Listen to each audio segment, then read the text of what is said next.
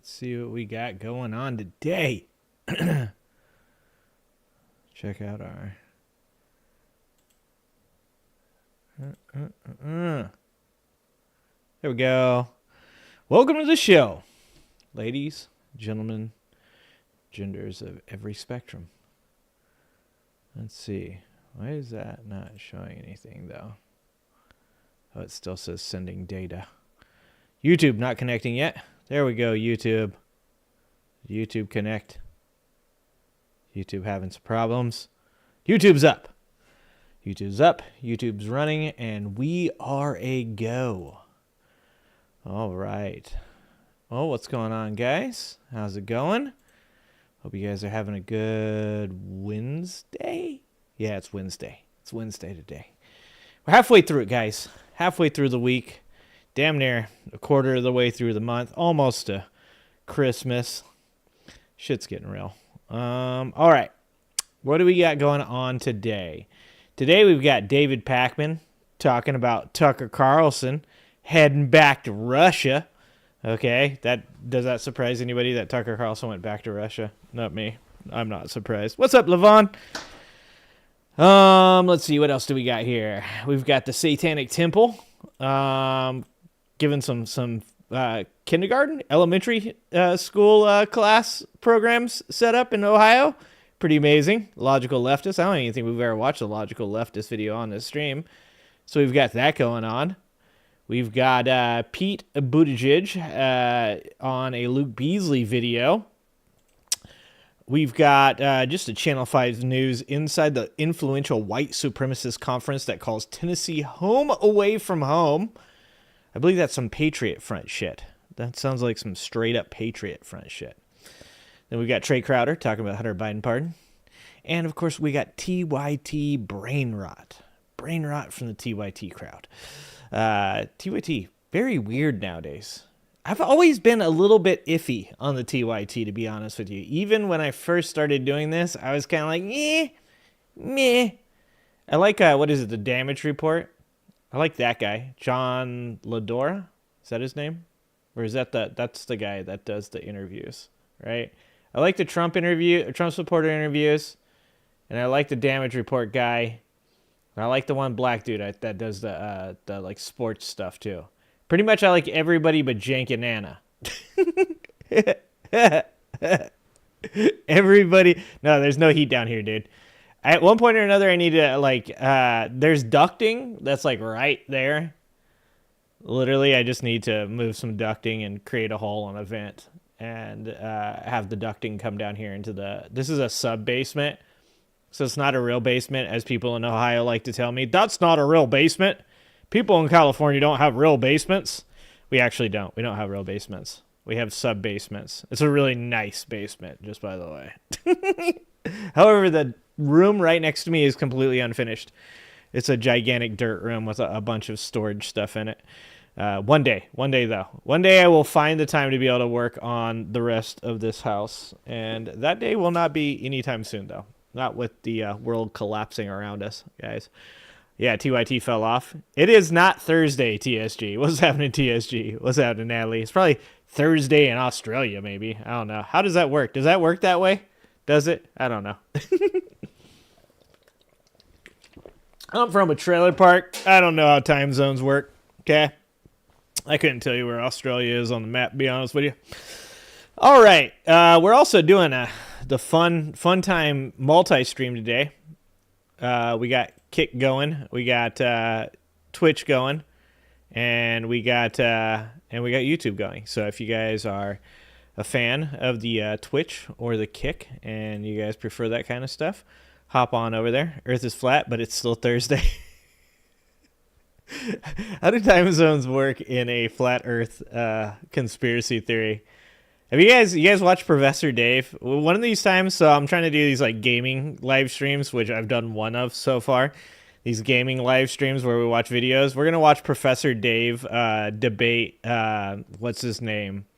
God damn it! Who's the flat earther that's super popular on YouTube? I can't remember. Witsit. Professor Dave debate Witsit on flat Earth. We'll watch that and play some Final Fantasy VII. It'll be amazing. All right. Well, let's start with the brain rot, or no? Well, let's start with liberal redneck, because obviously I just made a video on this. I don't know what that means, Levon.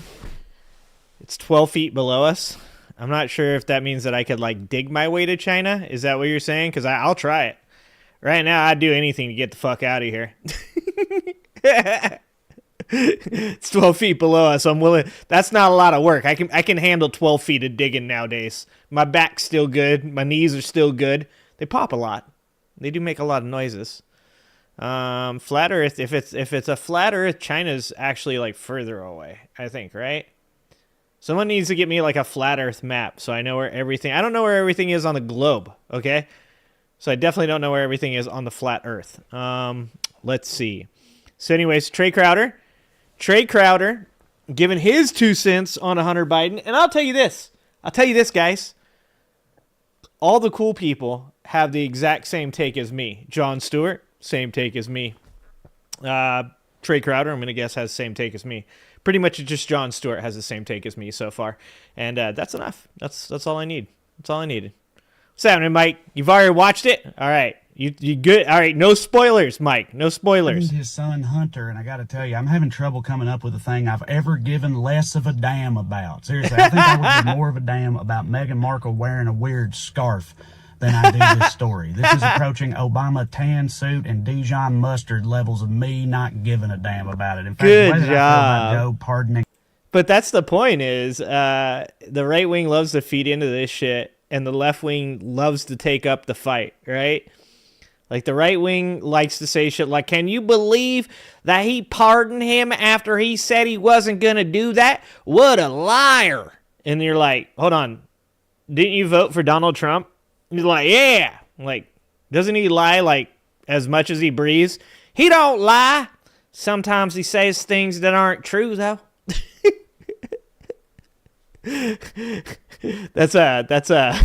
That's where I'm at with Trump supporters currently.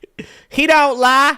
Sometimes he don't say things that are true, but he doesn't ever lie. Hunter is the same way Republicans feel about China syndrome. What's happening, Jeannie? What's happening, Ichabod? Black people and stuff like that. Which is to say, not only does it not bother me, I actually kind of think it's awesome.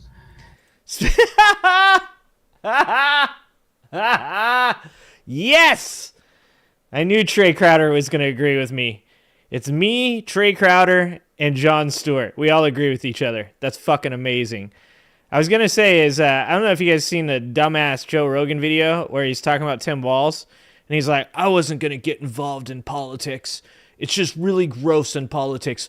But I couldn't just stand back and watch this Tim Walz guy lie about his rank and lie about his service and lie about going to China. And it's like, even if you agree that any of that was untrue, like the National Guard literally came out and said, no, that was his rank. It's just, he didn't complete because he chose to, go into government instead. Weapons of war thing he said. It's like, dog, like, you guys give Donald Trump like a hard pass on fucking saying shit like that he's going to steal the election. You guys are like, he's just joking. Oh, he tried to do it. Yeah, but he was still just joking. You know what I'm saying? Like a lot of what he says is just jokes. They're just jokes. But Tim Walz is like, I don't think we should murder children in schools with AR-15s. It's terrible. And Joe Rogan's like, I cannot stand by and let this man lie about carrying an AR-15 into war. I must vote for Trump. There is nothing more hypocritical than Trump supporters being mad at somebody for lying. But here's the thing is, I think like your basic Trump supporter actually is mad because they're too stupid to figure out like the hypocrisy of what they're saying. They're literally too dumb to realize that Donald Trump lies. They're like, no, he tells the truth. He's a God-fearing human being. You can go to heaven. Me and him, we going to heaven together. Yeah, it's going to be great. We're going to hold hands. But that level, like, I actually legitimately believe those people fucking do not know that Donald Trump lies to them. That's why they buy the sneakers. That's why they buy the Bibles. That's why they like just give them all their money. They're fucking dumb, okay? But then there's like another level up of Trump supporter, and I think that those people actually know. They know how hypocritical they're being. And they know how much of a troll they're being. But they also know that somebody on the left will, like, try to defend that shit. And so they just throw it out there. It's just bait. They just throw it out there in the middle of a fucking bunch of left-wing people that are going to be like, well, hold on. Like, no. Just say you're fucking cool with it, bro. You don't got to do fucking pretzels. You don't twist yourself into a pretzel trying to defend it. It's just this easy. Y'all do that shit. We do that shit too. Boom. Done. That's the end of the fucking argument, dog. Just, y'all do shit. We do shit. It's cool. It's all right. That's where we're going from now on. And instead it's like, well, it wasn't great. It actually wasn't awesome because he did say at one point that he wasn't going to do it. And then he did it. And so, like, I mean, I feel like maybe he actually did make us look kind of bad. Shut the fuck up! It just fucking drives me nuts. It just drives me fucking nuts. Shut up. Just say, y'all do that shit. We doing that shit now too. No one believes you're the ground of high morality or the party of high ground morality anymore. Just look them dead off in their fucking eyes and go, that's right, we did it, and we're going to do it more. We're going to send hurricanes to Florida. We use Jewish space lasers to cause fires all over the globe. That's right. We're going to start using our dark Democrat powers. Just fucking look them right in the eye and do that shit. Stop trying to defend that shit. Stop trying to be like fucking... Stop trying to, like, fucking, like I said, twist yourself into pretzels, trying to, like, hold the moral high ground with these morons. They don't know what morals are, dog. They can't spell moral. They're like, M-U-R-O.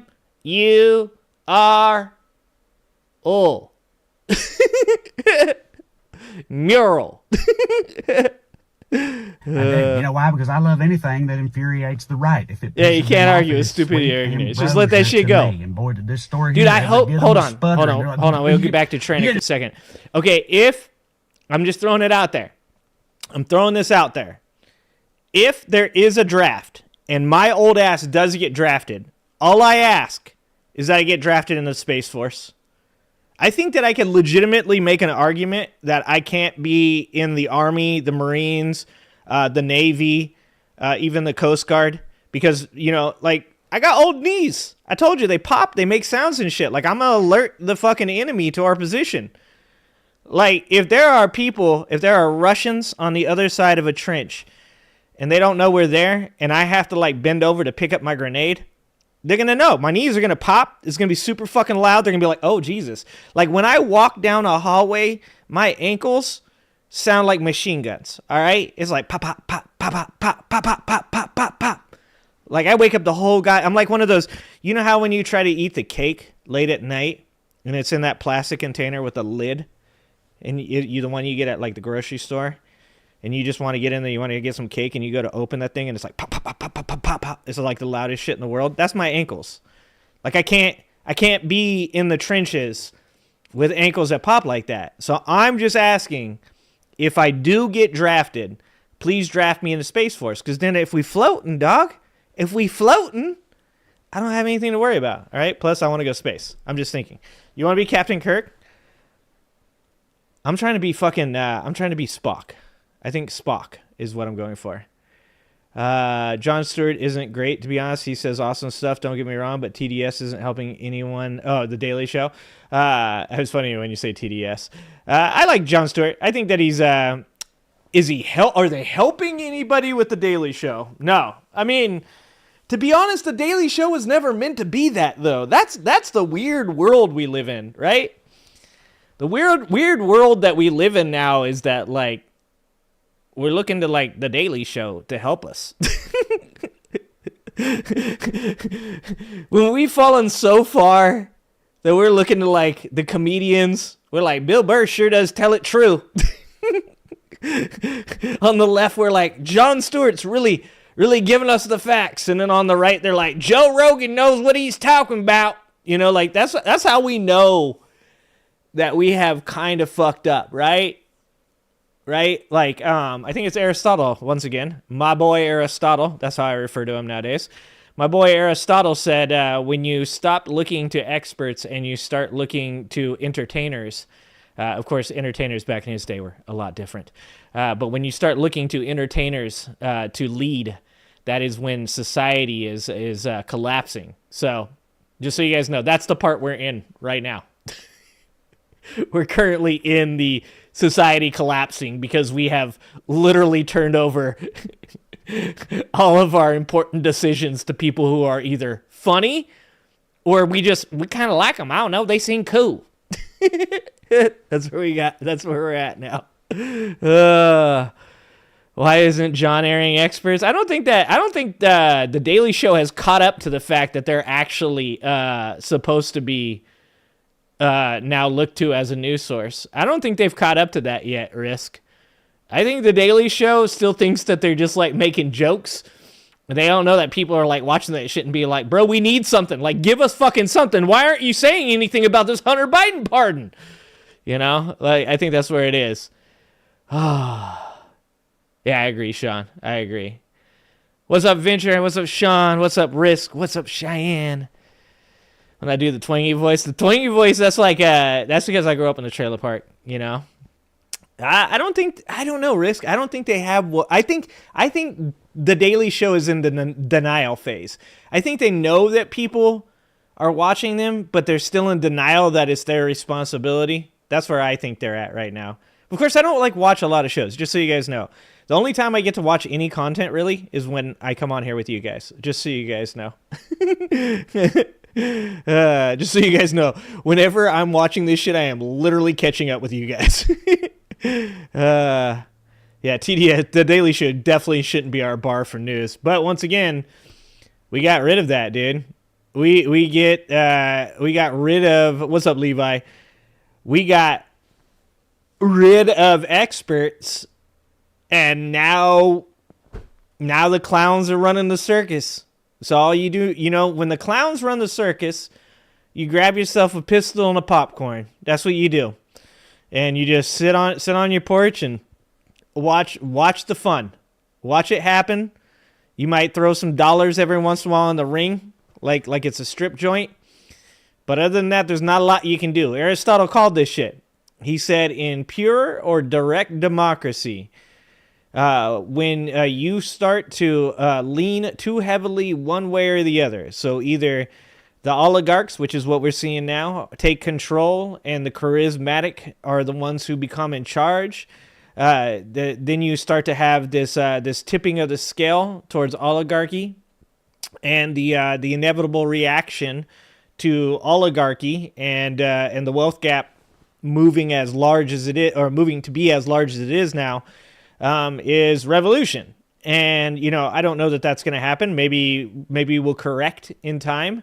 But as you watch the wealth gap get larger, as you watch charismatic leaders take on more popularity and garner more votes from citizens, and you see experts become kind of outcasted and demeaned and demoralized, that's literally what he talked about. He literally talked about that leading to one or the other, and each one has the same reaction.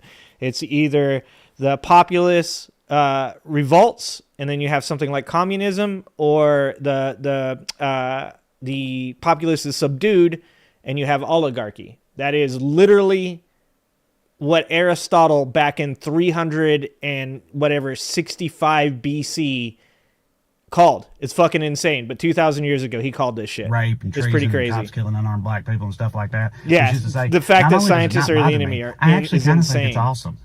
I do. You know why? Because I love anything that infuriates the right. If it pisses them off, it is sweet ambrosia. There you go. This story here ever. See, like I said, I like that the left is finally catching up with me. I like that finally, you know, for those of you who've been watching my show for the last year, right? I think I've been doing lives for like maybe a year now. You know, from the beginning, I've said it. I've been like, they need a backbone, they need a spine, they need to grow a pair of balls, they need to fight back, they need to stop, you know, letting the right walk all over them. Like, I was saying to somebody the other day, I'm like, when you think about the pardon, right, you actually get an idea of who Trump supporters are. Because if Donald Trump pardoned Don Jr., all of them would be saying, well, of course he pardoned him. He's his son. It's his son. You telling me you wouldn't pardon your son? And they're actually right. You would pardon your son. You'd pardon your friend's son. And that's the difference. Is like the right wing, the bare basic fucking mentality is actually correct about this. And that is anybody out there that's doing the, I can't believe that. I just can't believe he did that. You're a moron. I'm sorry, but you're a fucking idiot. You can't believe that? You can't believe that a father pardoned his son. And I can't believe you're making me agree with fucking MAGA morons. But they're right. Like that, and that's what they're saying when they say that the left has lost touch with the everyday person. Like the right, conservative right, traditional conservative right, still has a little bit of that, like, yo, you shouldn't cheat on your wife. Let's not let that come out. Yo, you shouldn't go back on your word, right? But the traditional conservative right is a very, very small portion of the right now. And for the most part, what the right is filled with, MAGA is filled with now, are people that are like, it's just common sense. So what? So what? He slept with a couple women. Yeah, he got to sleep. I was surprised. I'll be honest with you guys. I was surprised. I thought when the Stormy Daniels shit broke, I thought Donald Trump was going to be like, hell yeah, I did that shit 2 or 3 times over and over again. Because his base is 100% for it. And this is how much of a cult they are, though. This is how much of a fucking cult MAGA is. Is that, every one of them, when that shit broke, they're like, hell yeah, brother. Yeah, you fucked the porn star. You wish you did? Shit, I wish I did. And then Trump came out and he's like, I didn't do it. And they're like, he didn't do that. What kind of evidence you got? Like, that's how you know that shit's a cult. That's how you know it's a cult. Because their opinion literally changed, like, based off of, like, him just not coming out and saying what they expected him to say. But that is a flaw on the left, is that, like, you take what happened with Bill Clinton and Monica Lewinsky. So, me playing the left's moral high ground, being me, I look at it and I go, I don't like that, he used a position of power to take advantage of a young woman, and then that potentially, her career was ruined because of his inability to keep his cigar in his pants, Like, I dislike that. But at the same time, I was also like, I don't think it's an impeachable offense because I've never been in a political party. I've never been left. I've never been right. I've never been a Democrat or a Republican or a Libertarian. Thought I was for like 5 seconds. Was not a Libertarian. But when it happened with Bill Clinton, I was like, I don't like that he did that. But also at the same time, is that really my business? Like if that was my buddy, I might be like, bro, that wasn't cool. But like at the same time, I was like, it's not really my business. And the difference is of course people on the right are like, well, he's a man. Men do that, and you don't need to be the right. You don't need to be that basic, but you do need to still have that connection with everyday people where they, because when you set yourself up as a demigod, when you set yourself up as this like, on a pedestal example of being the greater good of America, you're gonna falter. No one was perfect. Jesus wasn't perfect. None of his apostles supposedly weren't perfect. Okay? Gandhi, not perfect. Like, nobody is perfect. And that's the problem, is the left tends to try to present themselves as though, like, and I'm not talking about voters, I'm talking about politicians, as though we don't do any wrong. We uphold the law. Well, everybody knows that's not true. Everybody knows that Nancy Pelosi does insider trading. Do I hate Nancy Pelosi for insider trading? Well, I hate her in the way that any, like, given civilian would hate somebody that has connections or an ability to make more money that I don't have, right? It's not like I'm like, fuck that lady because she did it. It's fuck that lady because she can do it. Because I want to be able to make money too. And we sense the unfairness of it. And really what it came down to in this, election, or even over the last 4 years really, is that the right seemed to do a better job. It was bullshit. It was lies. But of creating the idea that they're connecting with everyday fucking, what's up? What's going on, brother? It's like the fucking meme with Steve Buscemi. It's like, hello, children. Where do I get the drugs at? It's my first day in the high schools, But they did it because those people were fucking dumb. And they fell for it. Meanwhile, people on the left, attempted to be like, why did he say he wasn't going to pardon his son, but then he did it? That's crazy. You're fucking dumb too. You're fucking dumb too. I heard Jesus hung out with prostitutes. That's all I know. What's happening, 9? Welcome to the Twitch stream. This is like my second one in a while. So anyways, let's get back to Trae talk. I actually kind of think it's awesome.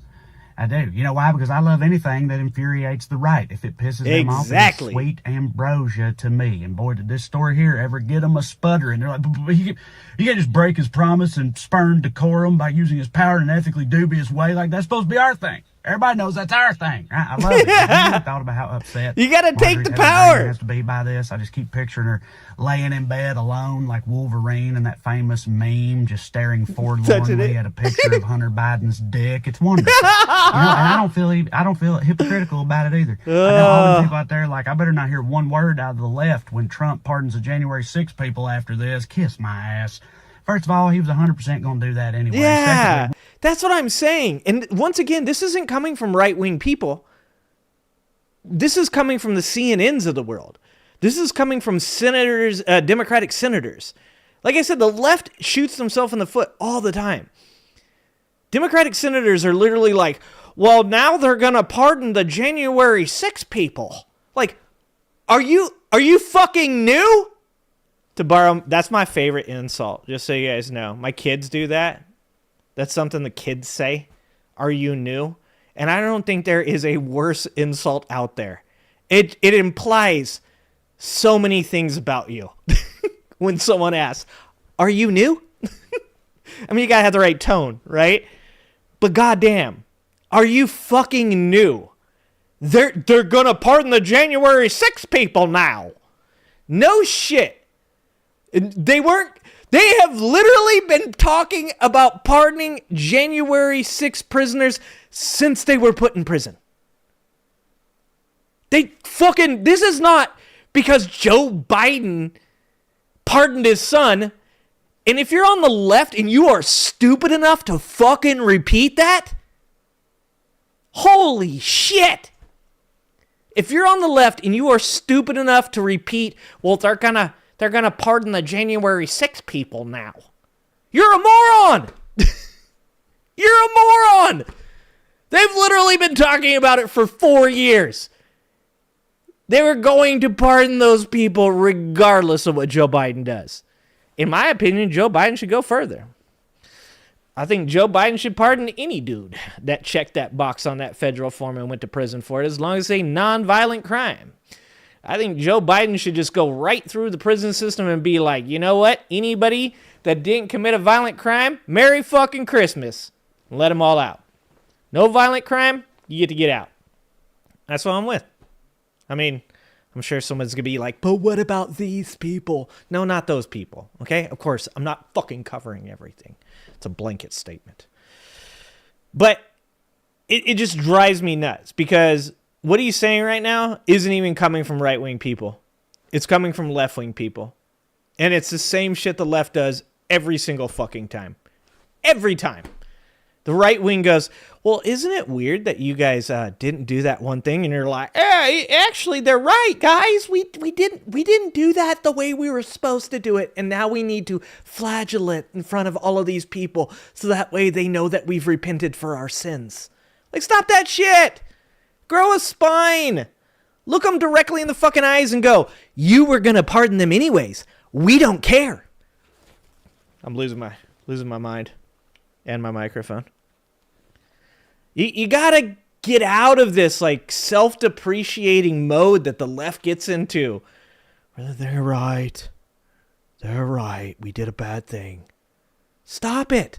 Fucking stop it. When he does, you better believe I'm still going to be throwing around more words than a Scrabble champion on meth, baby. And I'm not going to feel the least bit bad about it either. Dude, you don't want to why? talk about the price of Because the groceries. January I'm 6th Mayo a militia grocery did a manager, whole-ass have been for coup 20 on years. I can national tell you the TV, reasons that the and price of Hunter groceries Biden are what they lied are. so he could Not buy all a the gun, dumb shit that perhaps people the most believe. American of all lies. As is always the case, it's not remotely the same thing.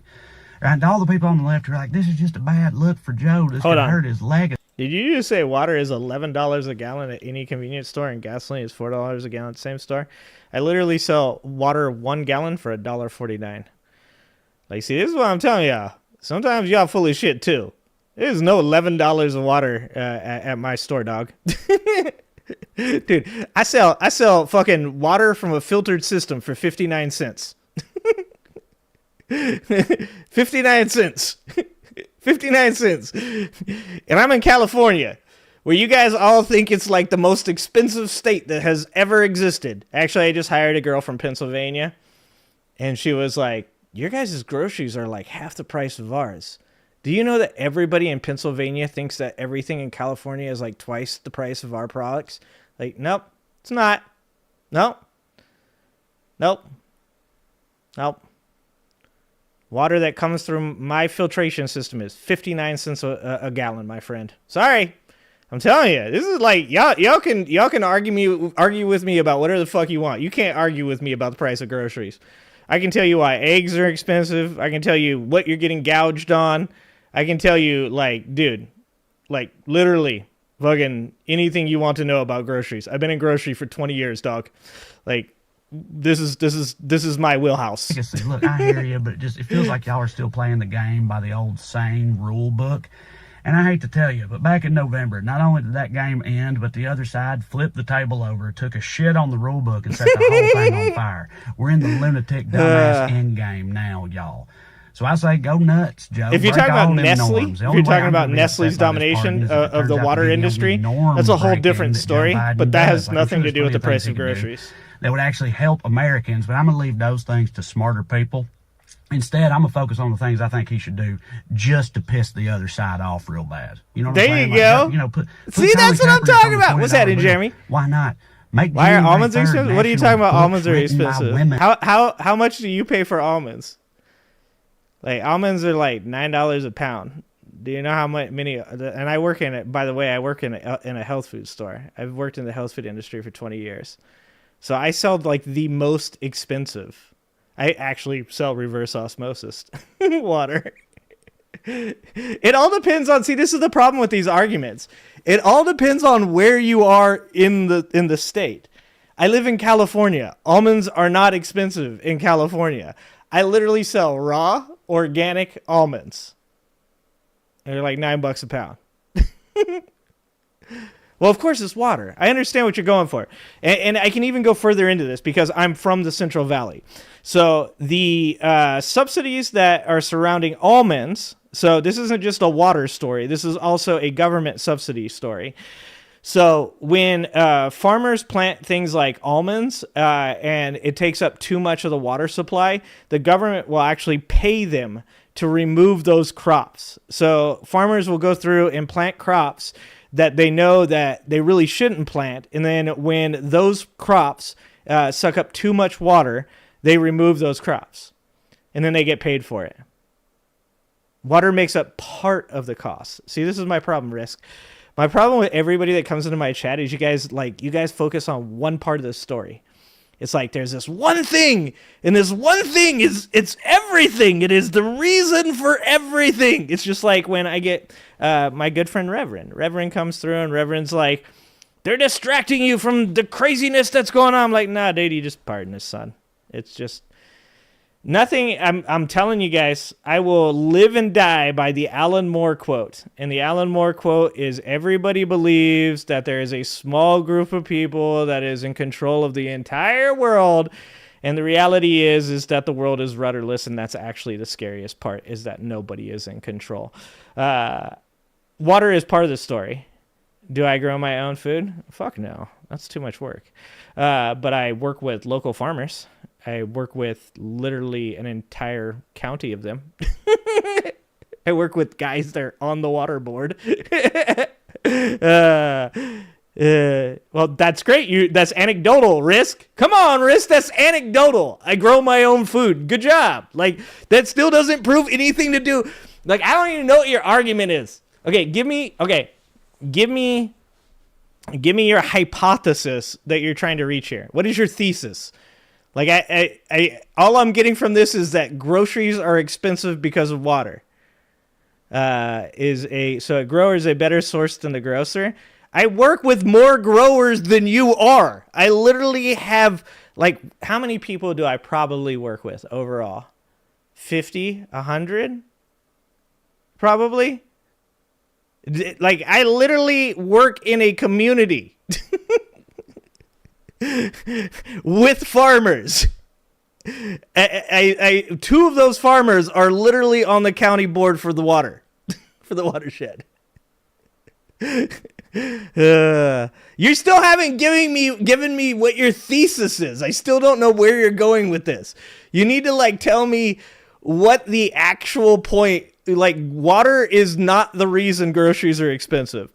Like, water isn't the reason eggs are expensive. Like, do you know why eggs are expensive? Can you tell me why eggs are expensive?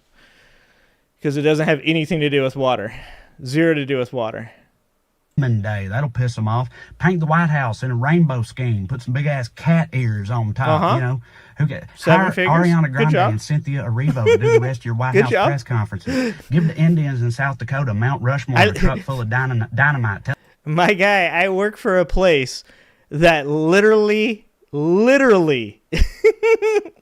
started the largest distributor of natural foods in the United States of America.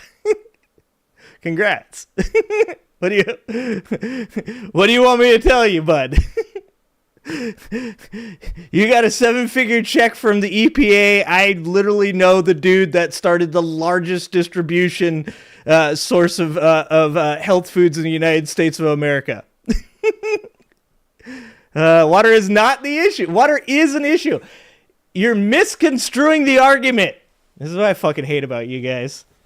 Like I said, you guys get stuck on one thing and you're like, this is the thing. It's never just one thing.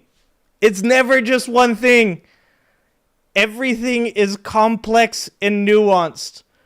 Water is for sure part of the issue, but it has, like, almost nothing to do when you talk about egg prices. Egg prices are high because of the avian flu. Egg prices are high because we came out of a global pandemic and gas prices are still high. Egg prices are high because there are wars going on around the world which are causing issues. Why is wheat so expensive? Why is wheat so expensive? Why was it so expensive? Why did cereal and grain prices go down just this year? Why did they finally go down this year? It's because over in Ukraine, in Russia, we get a ton of their wheat. And because of their inability to bring the wheat over here, because of the war, they literally have tons of wheat that is going rancid in warehouses. Like, there's so many more reasons than just water. It's not expensive where I'm from. Water is not gone. See, this is what I'm saying. You guys are so hyperbolic. So hyperbolic. It's not gone. There's fucking Trae Crowder. I'll get to it. Okay. But me and Risk are having a conversation, Mike. Tell them to go nuts. You know, National Books Written by Women Day. That'll piss them off. Paint the White House in a rainbow. Jesus Christ. Now TSG's going to jump in with his top, bullshit. You know? It has nothing to do with the fucking egg prices, TSG. Press conferences. Holy Give the fuck. Indians in South Dakota Mount Rushmore and a truck full of dynamite. Tell them to go nuts. You know what I mean? Do it all, Joe. Why not? I mean, take upper deckers and all the White House toilets on your way out. What are they going to do? What are they going to seek revenge by trying to ruin this country with their malicious and ignorant rage? Again, they're going to do that anyway. Anyways! So I, for one, say to hell with them, go down swinging. You know what I'm saying? That's what I'm saying. Hold on, we're gonna listen to that one more time. Let's hear that one more time because I've been talking this whole fucking time, and I started talking about water and egg prices. It's like you guys, if you guys ever wanted to just, if you guys wanted to ever derail my show, just start talking about grocery prices. I just immediately start losing my Press shit. conferences. Give the Indians in South Dakota Mount Rushmore in a truck full of dynamite. Tell them to go nuts. Hold on. Do it all, Joe. Why Hold not? on. I mean, Ichabod, I've got a fun fact for you about bananas. Did you know that at one point or another there will be no bananas? Did you know that, Ichabod? Because there's a virus that infests bananas, and it continues to mutate. And so they're always replacing the bananas with new types of bananas, but eventually they won't be able to do it anymore. Because, you know, like a normal banana actually is like filled with seeds, right?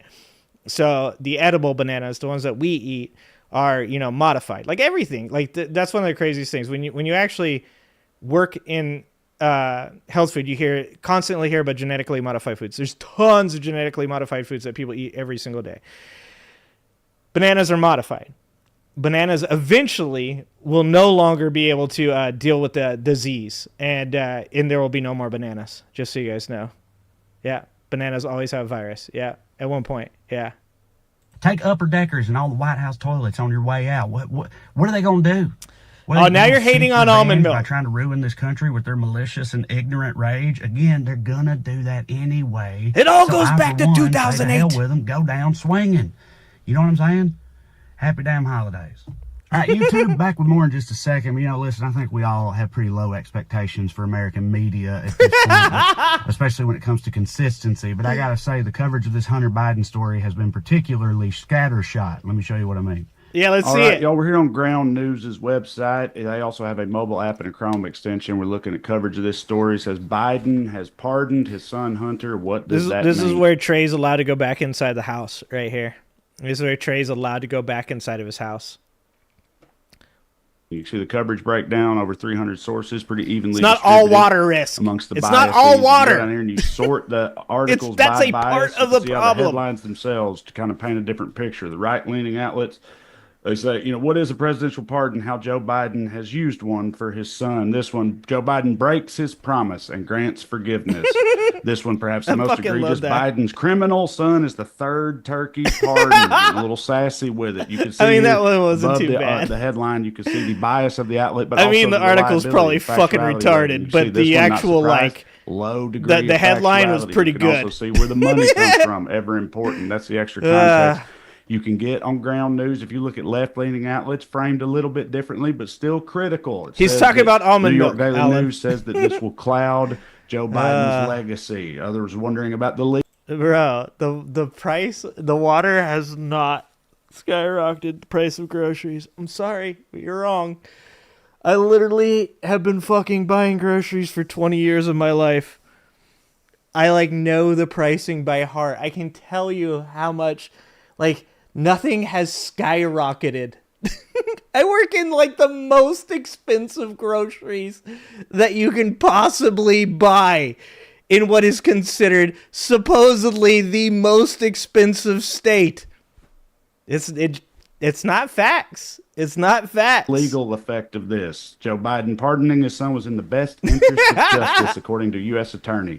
So those on the left trying to put we got lots of people that live up here on you can see how the bias Wells. shines through in these outlets before you ever even open the article. That's when it comes to groceries, I'm always from Ground right. News. Ground News. That's why I've been working with them for more than a year now. That's why I've They're an tripled the independent, fucking sales in the nonpartisan store I website work and in. app specifically designed to help you navigate the chaos of today's current events. So you can follow along at ground.news. TSG, or you can scan you're getting ripped off.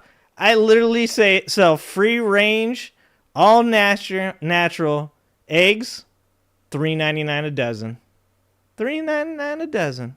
You know why? Because you're getting gouged. Because you're getting gouged by the grocery stores. That's what happens. Kroger's literally came out and said, yeah, we were passing on inflationary costs to our consumers, and we were doing it at an extreme rate. And everybody just went, yeah, Kamala said price controls, which she never did. She never said price controls. She said price gouging ban, which is in 34 states already. She was just talking about doing it on a federal level.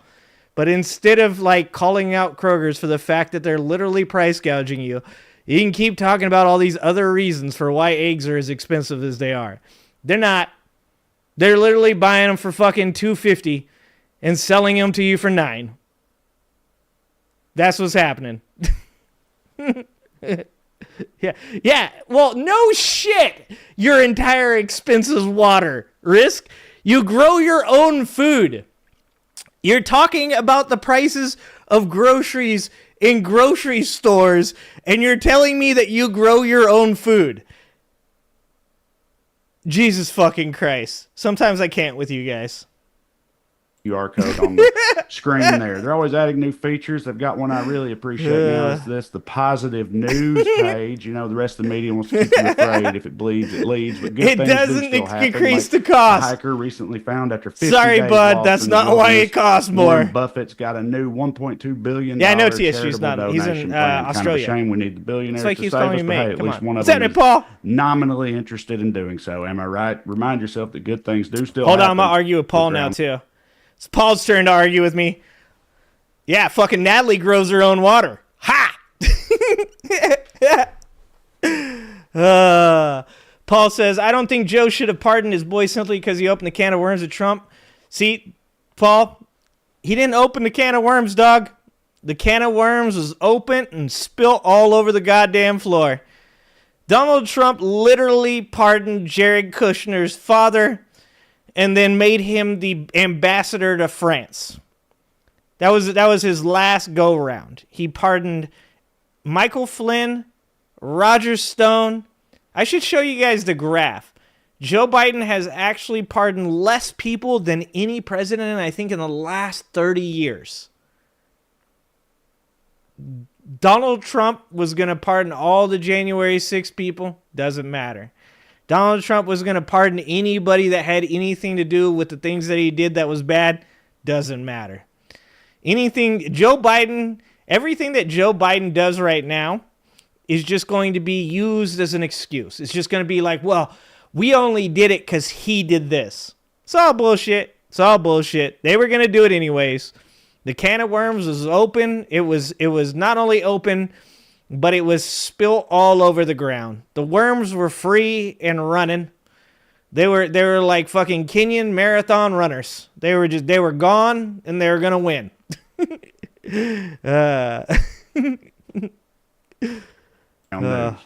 All right, listen, of course it's okay to take a break from all the chaos, but now is not the time to tune out. So if you want to learn more, click the link in the description below or scan that QR code. You can get 50% you know he's gonna off pardon all the MAGA Advantage adventure. plan that's less than $5 a month for a limited time only. Those Push free back on range the bias eggs. and BS. Stay informed without getting overwhelmed. Check out Ground News today.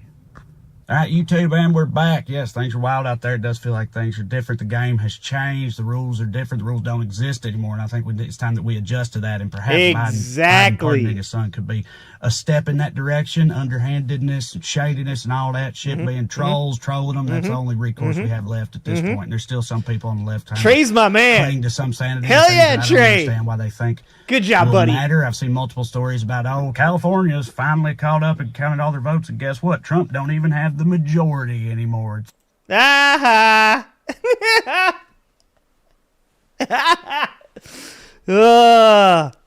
And you guys see that too?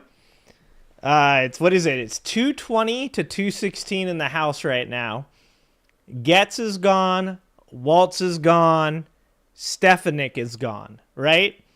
So Getz could just, well, I don't know. Yeah, he can just take his seat back if he really, but I think he's afraid. I think the problem with Getz is he knows that if he retakes his seat, that Ethics Commission's report will most likely come out, right? So now they're looking at, they want to replace, so this is, okay, here we go. Now I'm working it through my brain. So Hegseth, there's a good chance that he gets pulled out of Secretary of Defense now, right? Because all the shit coming out about him. Now they're talking about DeSantis becoming Secretary of Defense. That would open the door for Getz to run for governor, right? So that must be why that's happening. But Waltz is done. Stefanik's done. Waltz and Getz, their special elections, I want to say, are scheduled for April. And then Stefanik's isn't even scheduled. She doesn't have a a special election scheduled currently. So the most important time in any president's tenure is the first 100 days.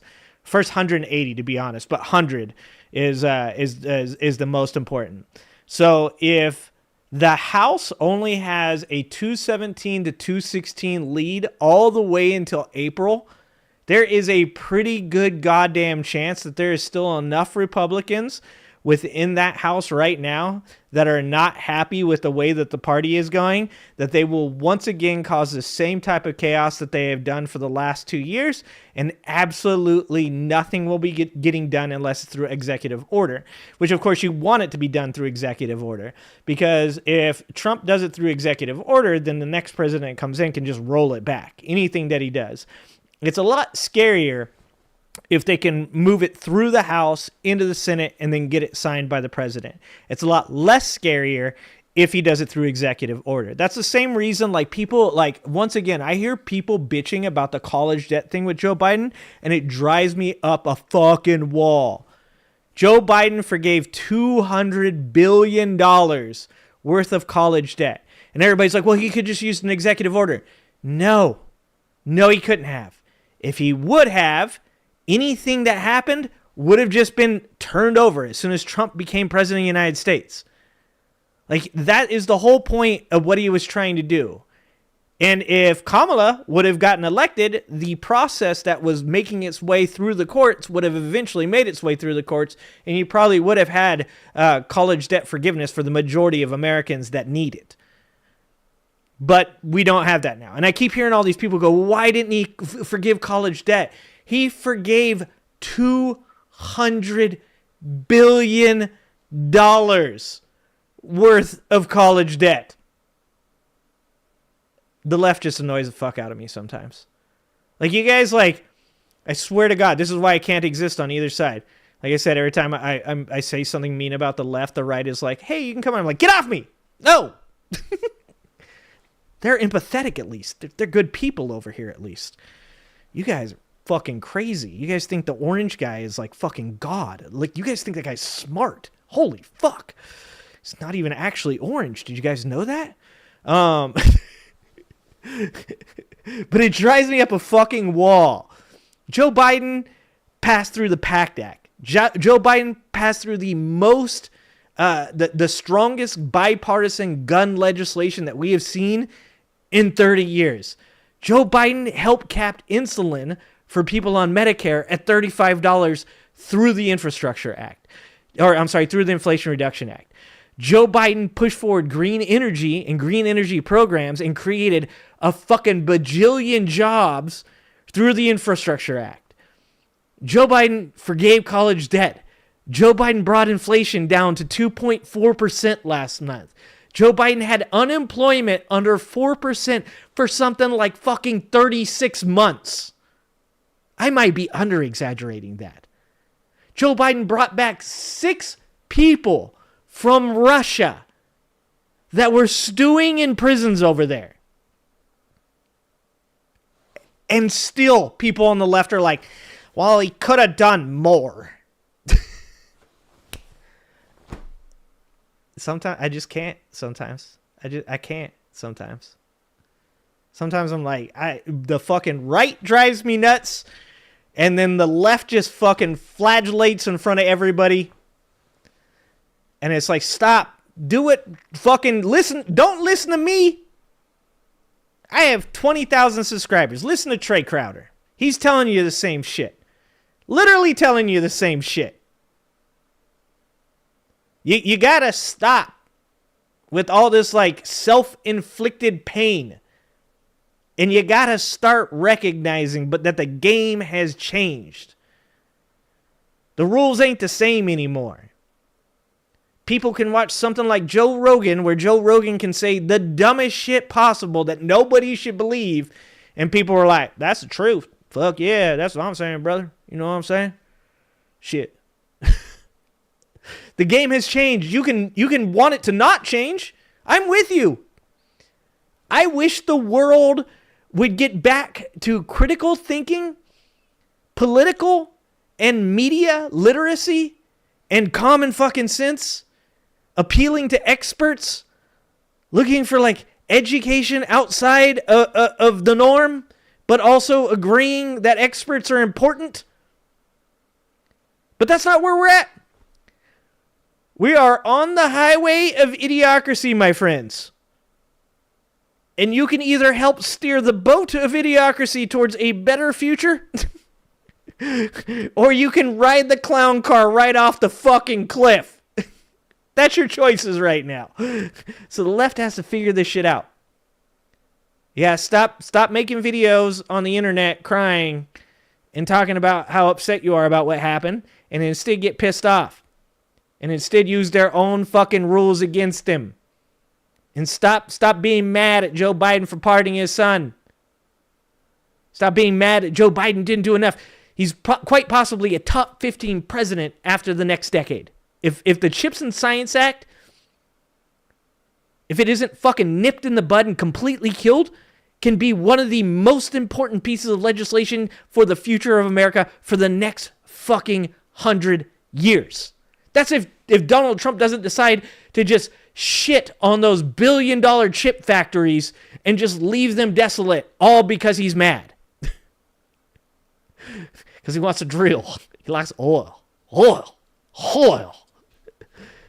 Like, Jesus Christ. You can't hear what Trae is saying? Sorry, Mike. I'm talking over him. What's that in Cajun? Okay.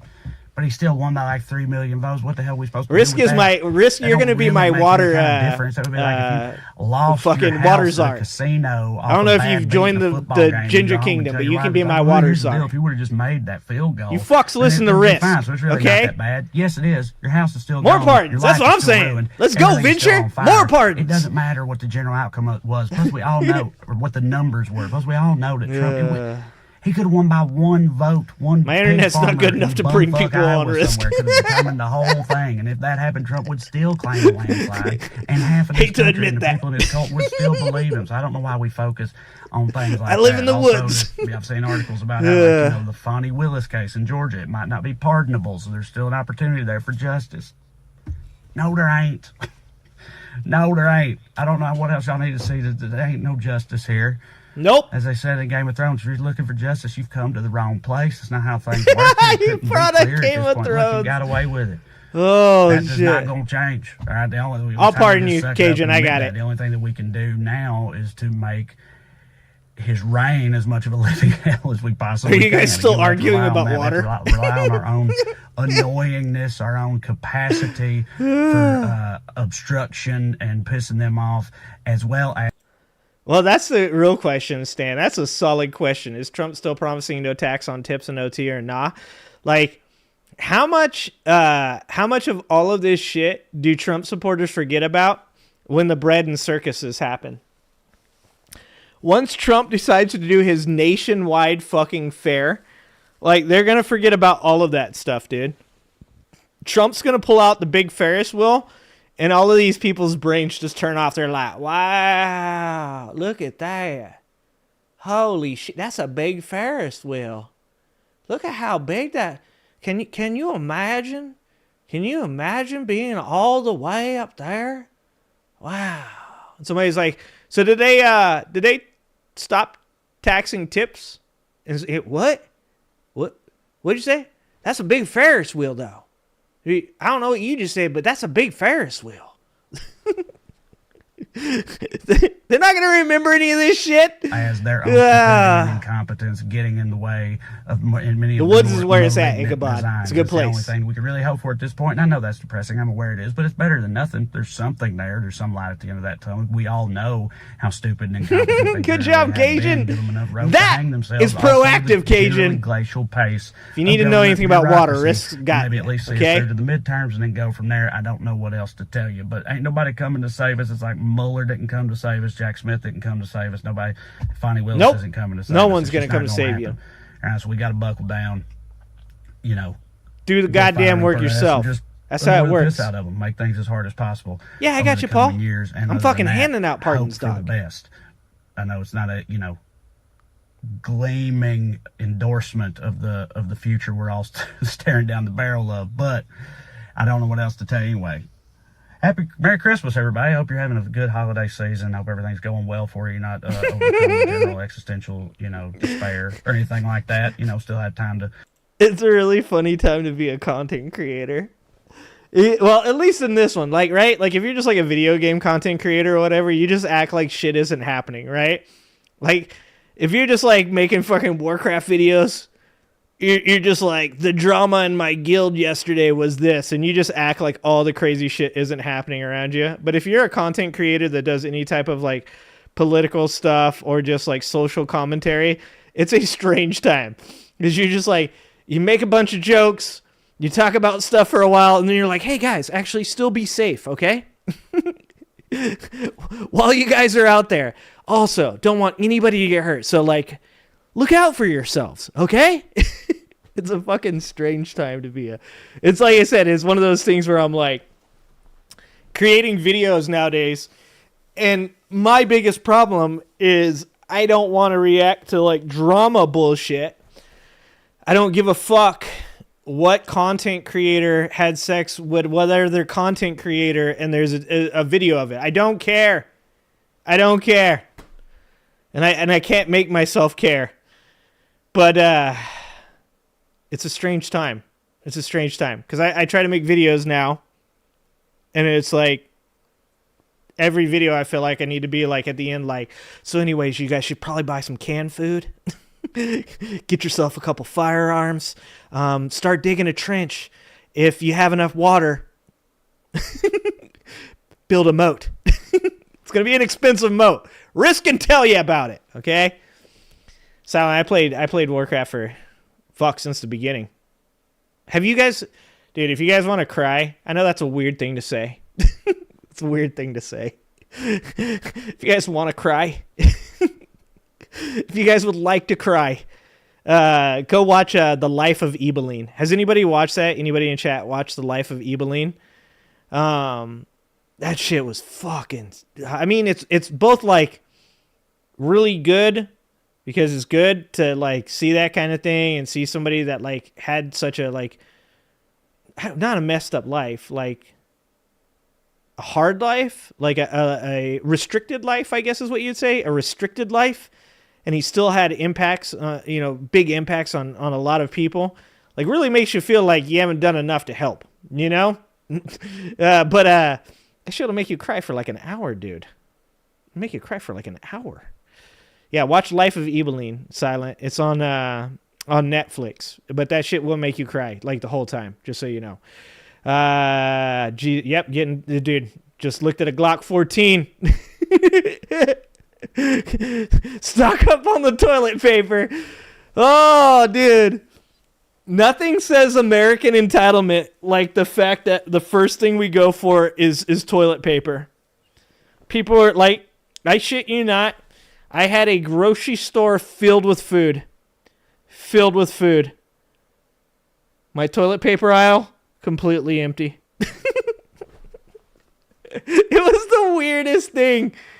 You know, another thing I pointed out during the pandemic that I think is hilarious about American society is people are like, there's food shortages. And I look at my store and I'm like, there's not food shortages. It's the food you like is a shortage. There's still other shit. There's tofu if you guys want some. There's pumpkin tofu if you guys want some pumpkin tofu. Like, we have such a, like, entitlement problem in America where we're like, I'm starving. I can't buy any food at the grocery store. And you're like, well, there's a whole aisle of it. It's just shit you don't like. You're not actually starving. Do you know what starving is? Like, I have literally eaten out of trash cans. When I was a kid, I was so poor that I ate out of trash cans. Literally broke into a building and stole sandwiches, okay? I can tell you a little bit about what it's like to not have any food. And it's not walking into a fucking natural food store that's like literally 3 times the price of any other store and be like, well, I don't want that whole aisle of food. That's not what I'm looking for. Oh, it's fucking insane. Fucking toilet paper aisle completely cleared out. and your favorite foods are gone, and America is just panicking. It's the worst we've had it in so long. Absolutely insane. Exactly. You could use a washcloth. My buddy made the joke. My buddy made the joke about, he's like, you just poop in the shower and then step on it down the drain. I was like, bro, no. Oh, God. He's like, no, it works. I'm like, oh, God, dude. That is the grossest thing I've ever heard. Oh, fuck. There's so many things that you could do. Yeah, freegans. I know all about the freegans, Venture. I know about the freegans. Yeah, but TSG, if you're literally starving, you eating Cheetos, right? Like, you can agree that 90% of stuff that's... First of all, my store is filled with good things, TSG, okay? First of all right? We're a health food store. Like, 99% of everything we carry is fucking sustainable, brother. That chicken had a name, okay? And it was gently massaged before it was plucked one feather at a time, okay? Calmly, while being fed DMT, okay? And then, like, lightly put to sleep, like, smothered slowly, okay? All right? Had a good life. I'm just saying my store, not crap. But, yeah, if you walk into, like, a fucking Safeway, yeah, 90% of it is gross. It's not good for you. You're going to get cancer. Red dye 40, not good for you. Allegedly. Where's Robert when I need him? But, you know it's an American problem. When we're like, I'm not going to eat that. That's bad for me. Like, aren't you starving? Well, I am hungry. But I'm not eating that. It's an American thing, dude. Like, other countries aren't worried about that shit, dude. Fucking... And I know TSG, you're Australian, but it doesn't matter. You're American for this story, my friend. Okay, you're American for this story. Okay, you're participating in our society right now. You're Australian. You're practically like we are second cousins. Okay, a lot of people don't know that about America. Like people all the time, they're like Australia was a penal colony. Like fucking America was too, bro. It's not like we were any better. We were like free-range prisoners. Just running around fucking up people's shit, capturing motherfuckers, killing the people that lived here. Like, America is like definitely the second cousin of Australia. Bucket, you made it! Bucket, you're here. Sorry, A. Sorry about the story. That's a real story, too. He told me that shit. I was like, bro, don't know. While whispering sweet stories about euthanasia. Go to sleep, little chicken. You're going to be okay. They are our allies. We built them a fucking a nuclear substation over there. We pissed off France, okay? We pissed off France to build Australia a nuclear substation. Yeah, you're fucking welcome, TSG, okay? Once you stop they started sending them here. That's probably what actually happened, right? That's probably history, right, TSG? What's happening, Wolf? Holy shit. Okay, next video. I'm going off on a tangent. Me rant? That never happens. All right, on to TYT. Speaking of ranting, are you guys ready for this rant? Oh, God. This video is probably going to take me 2 hours to get through. My ranting on this video is probably going to be so bad. The worst. I am a nothing, Wolf. I am a man who has political values that refuses to join a political party. I have very progressive values. That's what I would say. My values are progressive, but I piss everybody off. No one wants me in their group. It's true. The other day, I was literally in the Humanist Report, who we're watching his channel right now. We're going to watch his video. I was in his chat. And he called somebody a Trump tard, and one of the people in the chat was like, let's not use ableist slurs. And I was like, see, this is the fucking problem. This is the problem. I'm like, your dude's just literally making fun of Trump supporters, and you're like, let's not be mean. Let's not. And the guy was like, well, what do you mean by that? And I was like, you eat your own, dog. Every time. The fucking right doesn't have to do any of the work. You just eat your own. And he's like, what are you then? I was like, I'm a person on the left that's mean enough to say the shit that this guy says, so that way you don't have to. I do the dirty work for you. And the guy was like, oh, so you're like a rebel? I'm like a mercenary. I mean, I don't get paid, so I guess that kind of fucks that up. But yeah, I wouldn't say I'm. Oh, thanks, R's wife. Thanks for joining the party, R's wife. Welcome to the army. Yeah, I don't claim a party because I don't think any party really would claim me, to be honest with you. I think I would get kicked out of every party, and I mean all of them, even MAGA. Are you guys here on election night? My good friend Lowell, who had to be banned from the channel because he's letting his children watch the show, which is completely unacceptable. Don't let your children watch me. That's fucking insane. Anyways, he was like, you could join MAGA. I was like, dude, that's a bad idea. He was like, we would take you over here. I was like, nah, dog. None of you guys can deal with me in your party. Like, I am, if anybody is politically homeless, it is me, because I am fucking way too opinionated for everybody. Doesn't matter what party you are. You don't want me in your party. He may have issues with me personally. That's fine. I don't care. Oh, wait. I missed something all. here.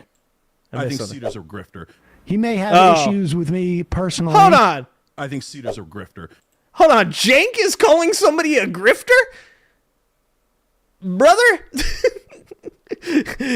Somebody get this man a mirror. He may have issues with me personally. Cool. I like that's everybody fine. will. I don't care at all. I mean, have you pulled a Reuben, as some I people get along with a suggest? lot of liberals.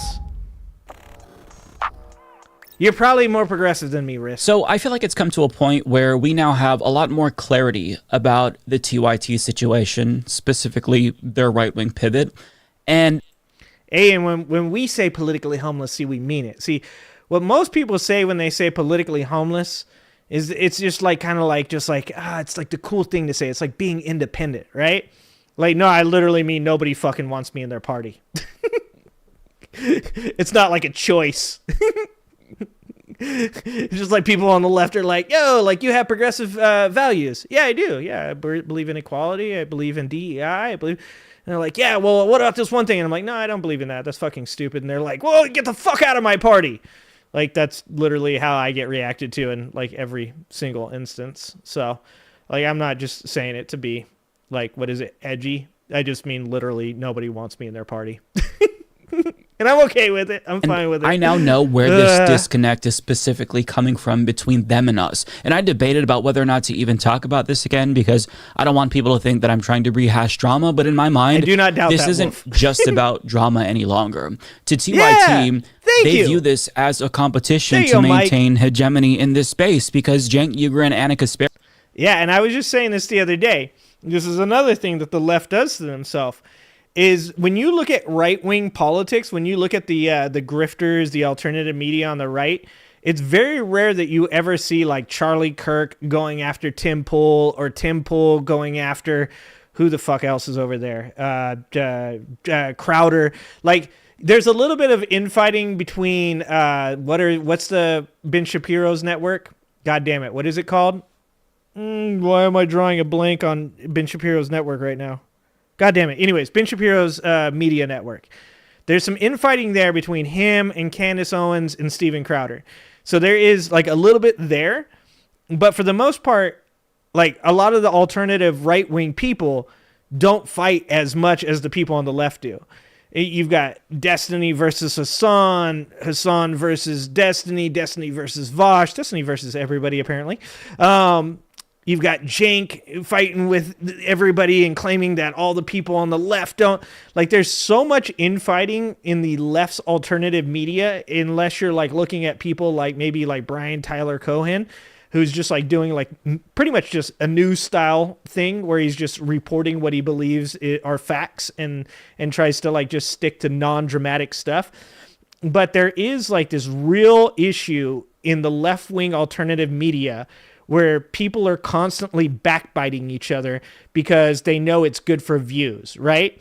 Like they know like the best way to get clicks and views is to get into these debates with each other, to fight with each other, to air each other's dirty laundry. And you rarely see it. Every once in a while you'll see like Laura Loomer and Marjorie Taylor Greene go at it over some stupid shit. But I don't know if either one of those people, I guess Laura Loomer's considered alternative media, but maybe not Marjorie Taylor Greene. Marjorie Taylor Greene's supposed to actually be a politician. I don't know if you guys know that. She's actually supposed to be a politician. But you don't see as much of the backbiting, infighting in those right-wing circles because they have this huge audience of people that are willing to believe anything they fucking say. Anything they say. They can say the craziest shit. And people on the right are like, yeah, that's the fucking truth right there. Fucking Democrats they're drinking the blood of children and they're sacrificing children to Satan. That's what I heard. And there's a lot of PDF file rings going on over there. Like whatever they want. Like you can say whatever the fuck you want. On the left, like literally the left says it about their own people. Like you literally see Hassan and Destiny calling each other fucking child abusers. Like the right doesn't even have to do it. The right doesn't have to be like, I think Hassan is a piece of shit human being. Destiny will do it for him. The right doesn't have to be like, I think Destiny's a piece of shit human being. Hassan will do it for him. Like the left literally does all the heavy lifting for the right. And it drives me up a fucking wall. Can you imagine if the left would take what they have?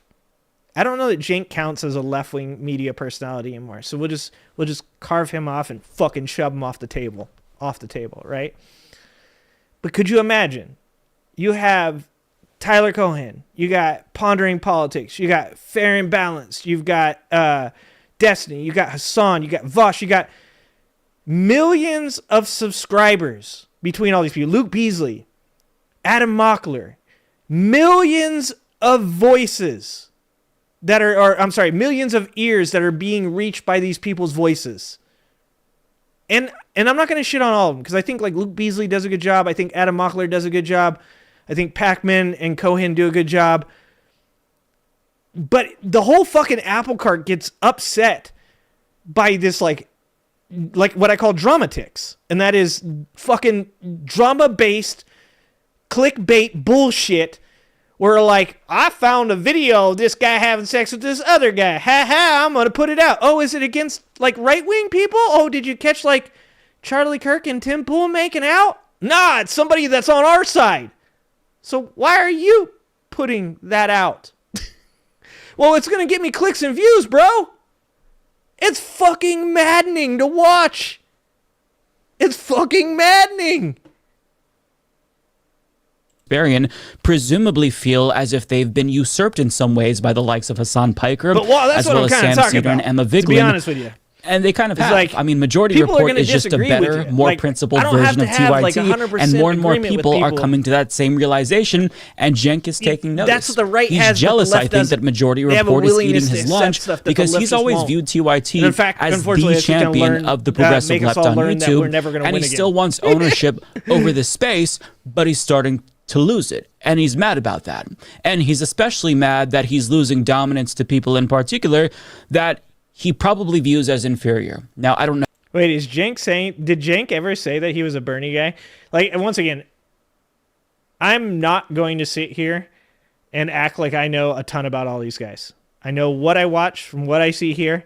And, you know, even when I'm saying stuff like what I just said, that's just what I observe. If anybody wants to correct me and be like, that's actually not what's happening, like you should watch this or you should watch that, feel free to say so. I don't mind that.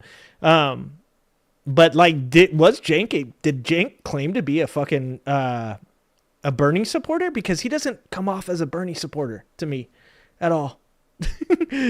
At all. I don't know what's in his mind, but this is the way it comes across to me. I mean, Majority Report, they used to be part of TYT's network. I was also part of TYT network. So in some ways, I think that Cenk feels like we owe him our... Okay. All right. So, once again, I've only been doing this for like a year of streaming, and I've only been making content for 2 years, and literally my content was just making fun of how crazy MAGA supporters are. So I'm catching up with all this. So I understand that Cenk and TYT were one of the first alternative medias, right? And so obviously Hasanabi is Cenk's nephew. I know that. So Mike here was part of the TYT network as well. I didn't know that. Are there other creators that I should know about that used to be TYT? Anybody know that? Anybody can help me out there? Our success, even though we don't, we built platforms and then joined TYT network because we were popular. But regardless, he thinks that we shouldn't challenge his political orthodoxy because we should be paying him fealty and thanking him because he feels responsible for our success. Or at a minimum, he feels like we should be thankful that he created a model that we replicate today. He walked so we can run, in other words, but we're not giving him what he believes is owed to him. Now, to be clear, I don't view other people in this space as competition like Cenk views us as competition. I think that a win for David Dole. Good job, Mike. Because that's what I'm saying. Is like, that's the part that just drives me nuts about all of this shit. Is that like, you could have like such a loud voice. And it's something that I think the left did better than the right and always has done. And that the left is about we and the right is about me, right? But this is one place where the left falls so short. It's like, there's a lot of issues with certain content creators and their backgrounds, right? But that doesn't have to be the end all of it. Because like Wah said he didn't like David Pakman's opinion on Israel-Gaza, right? Like if this was instead like a community-driven thing, right? You could have David Pakman with his opinion on Israel-Gaza, and then you could have, I don't know, who's super pro-Israel, Hasanabi, or not pro-Israel, pro-Palestine. You could have a Hasanabi, right? And it doesn't need to be this like competition. So like I believe that there's debate, there's argument, and there's conversation, right? Debate is for clicks and views. Argument is for fun and just fucking yelling at each other. And conversation is for understanding, right? So like debate is good for like, if it's a left wing or right wing person and they're trying to, bolster their side and kind of hype up their side, right? An argument is just for fun. That is just, you're literally just yelling at each other. That's the kind of shit I do, right? A conversation though should have a resolution. And when you're talking about people on the left, whether it's Cenk or it's Mike or it's Hasanabi or it's Destiny, when they're debating stuff, it should be a conversation because it shouldn't be in the hopes that they get more views than you do. It shouldn't be in the hope that they garner a bigger audience than you do because politics are supposed to be something bigger than just entertainment. Like politics are supposed to you're literally playing with people's lives, right? Like I said about Theo Von talking to Stavros, when Theo Von said, it doesn't really matter who gets in office, whether it's Kamala or Trump, it's not going to affect me. The problem with that is that Theo Von, much like myself, is a white male. Therefore, yes, of course, not a lot changes when you're a white man in America dependent on the president. The people's lives that change are people that live in marginalized communities, people that are impoverished, which can be white men, people that are impoverished, women, LGBT people. People that are affected are the ones that take the short end of the stick of people trying to be more clickbaity and get as many views and competing against each other. It's like this is the one place where the left should continue to take that mentality of we and say, let's work together. Let's fucking okay, I'm pro-Palestine, you're pro-Israel. Let's have a conversation and show people that you can have a conversation and make it productive. Because you can't do that with the right, right? Like, if it's a left versus right debate, then it draws a clear line that one side or the other is supposed to win, and you already have decided who's going to win before you even walk in because you're already picking your political party to be the winner, right? So the left has a chance when it comes to something like this to say to each other, let's work together. Let's not compete. Like, I don't need $1 million. I have a career. I do well in my job. I do very well at my job. I don't need money. I'm good with what I do. I make my $3 off these live streams, and every once in a while, people like R's wife join my army. Thank you, R's wife. And I get my $3 a month, okay? And I'm good with that. It pays for little shit. It pays for my electricity. It pays for my water. It's never going to end, Rest, just so you know. I have a memory, and that memory is ridiculously too good. I just think that at the end of the day, YouTube content creation, if you're playing video games, if you're doing reactions to videos, if you're just having a good time, if you're a comedian, that's all entertainment. But I can't help but hope that the people that do political YouTube actually understand that this does affect people's lives, man.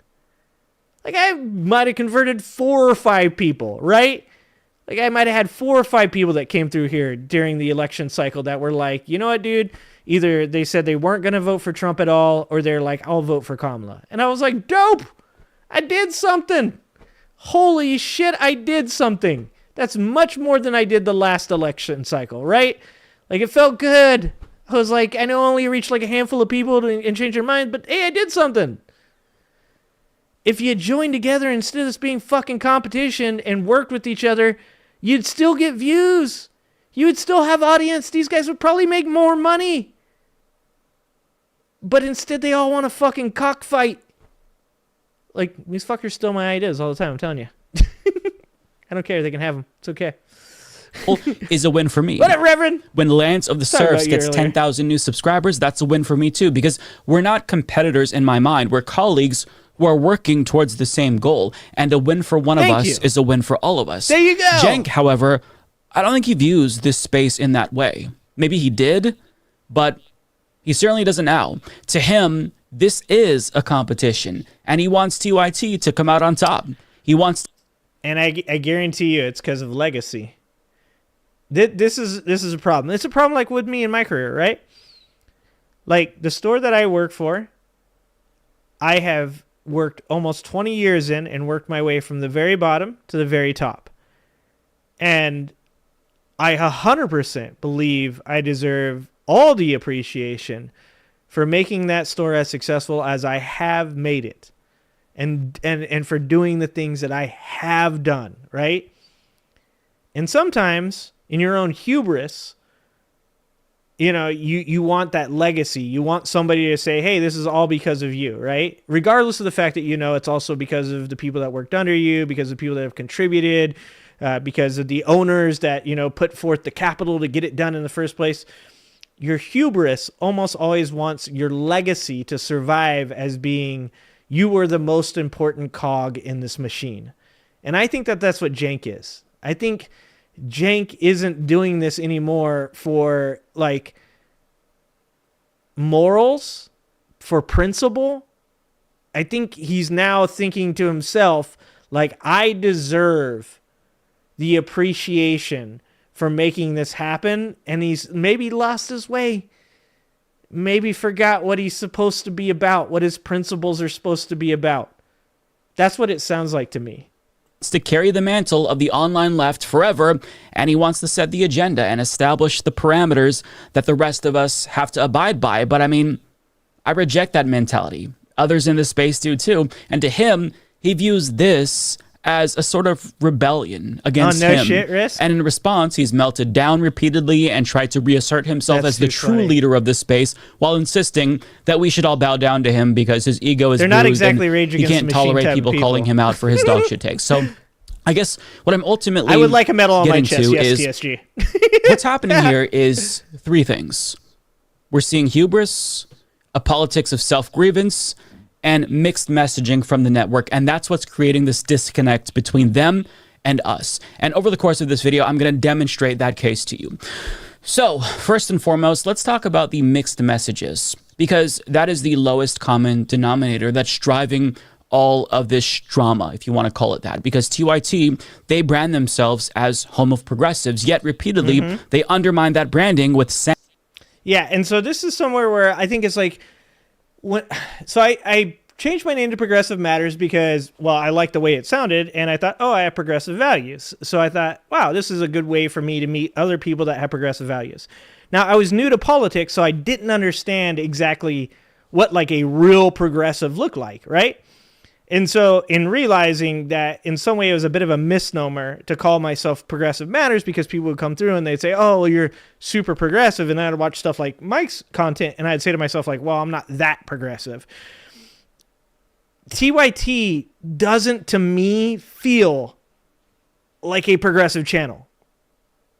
It doesn't feel like it, because when I watch somebody like Mike's content, I tend to say to myself, like, he's a little bit like further left of that than I am, right?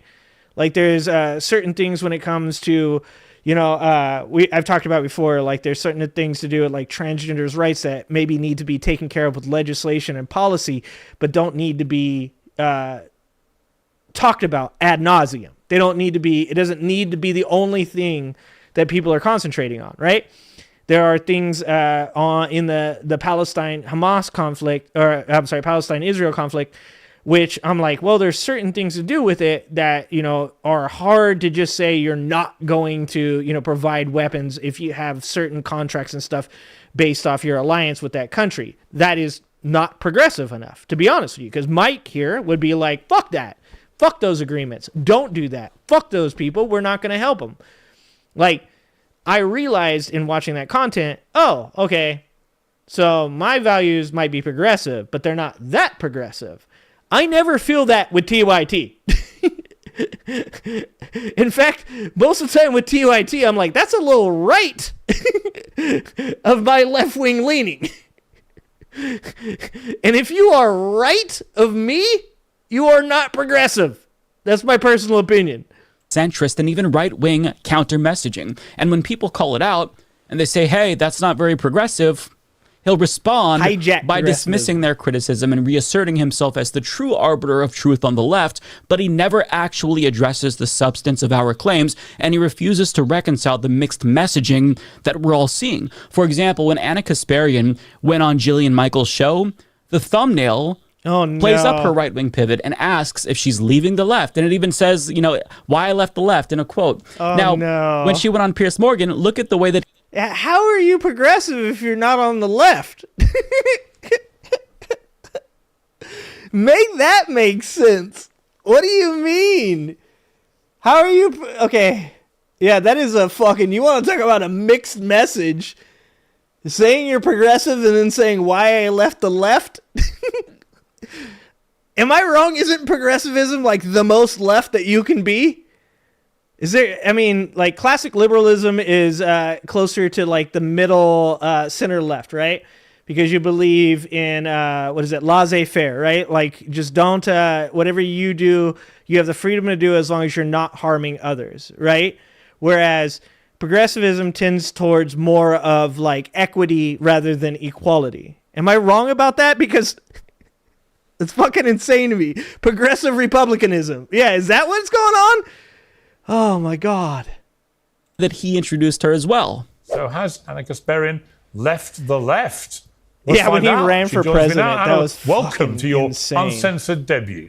Yeah, but to be fair, Anna can't control the thumbnails and the framing on other people's channels. But I mean, these shows are playing up that narrative for a reason. And while she's lead into it more than Cenk, he's continuing to deny it and feigns outrage whenever he's called out for it. But Cenk has at times leaned into it and he's played footsie with the right, but he still wants to maintain dominance over the leftist space when he's very clearly moving away from that. And that's also a problem right now is, and I fall for this shit too, right? This is why that dude Andrew used to call me an enlightened centrist, was like fucking as an insult. Because like I like to argue. I like to talk to people. I like to fight with people. I don't really, my feelings don't get hurt. I have a good time. But I draw my line at a point where people are actually affected, right?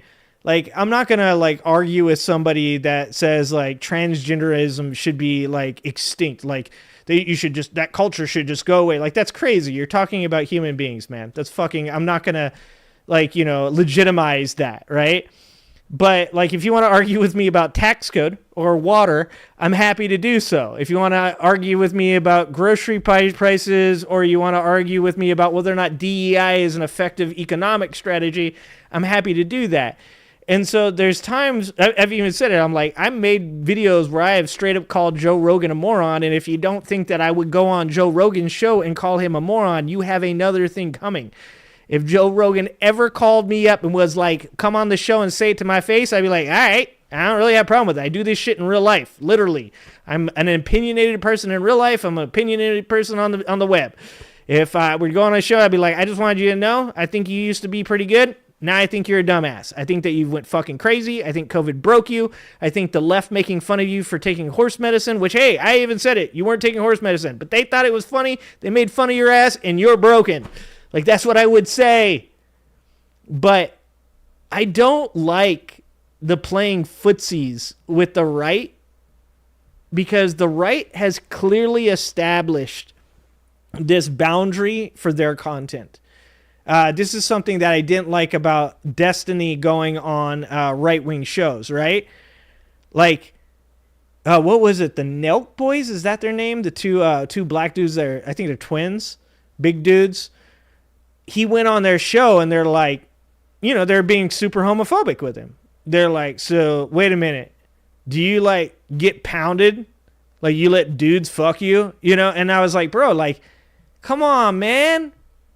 Like, that's not a centrist thing. You're not getting to show your side, and they're literally just making fun of you and being fucking, assholes. Like, if you ain't gonna asshole back, then it's just stupid. And even if you do asshole back, then you just, like, the whole conversation just fucking goes low. And nothing looks good. And specifically, the left never looks good in those conversations. Like, I see that with Jank, where it's like, well, we have to continue to have these conversations with the right. Well, that's true if the right is reaching across the aisle as well. But if the left is the only one reaching across the aisle to create these types of conversations, it just makes the left look weak. And specifically, it makes the left look weak to people within the right. And that's the last thing that people need right now. People on the left need to look strong. They need to look firm in the shit they believe. And they need to back up the people, their politicians, whoever they are, AOC, Bernie, Biden, whoever the fuck they are. And you need to say, fine, you're all right with Trump doing whatever the fuck? Well, guess what? Biden partisan, we're good with that too. The rules have changed. The rules have changed. And you can either play by the new rules or you can complain about it. But when that train leaves the station, it's leaving the station, and you're either on the train or you're not. And if you don't want to play the game, you don't have to. But then you're just one of those people that says, like, I'm never going to vote again. You know what I'm saying? For example, he tweeted, I've been trying to figure out why I'm more optimistic now than I was before the election. Even though I was so against the guy that won. I know now, MAGA is not my mortal enemy, and neither is the extreme left. My mortal enemy is the establishment, and they have been defeated. Sure, because the electoral victory of a billionaire fascist who's stacking... Exactly! Jesus fucking Christ! Why is this anybody's argument? The establishment wasn't beaten. This is like some faux shit, dude. Like, this is like people were so hungry for a win, specifically like the conspiratorial, both sides are bad people were so hungry for a win that they would take a fake one. They're like, we'll take the fake win. Donald Trump is an establishment politician.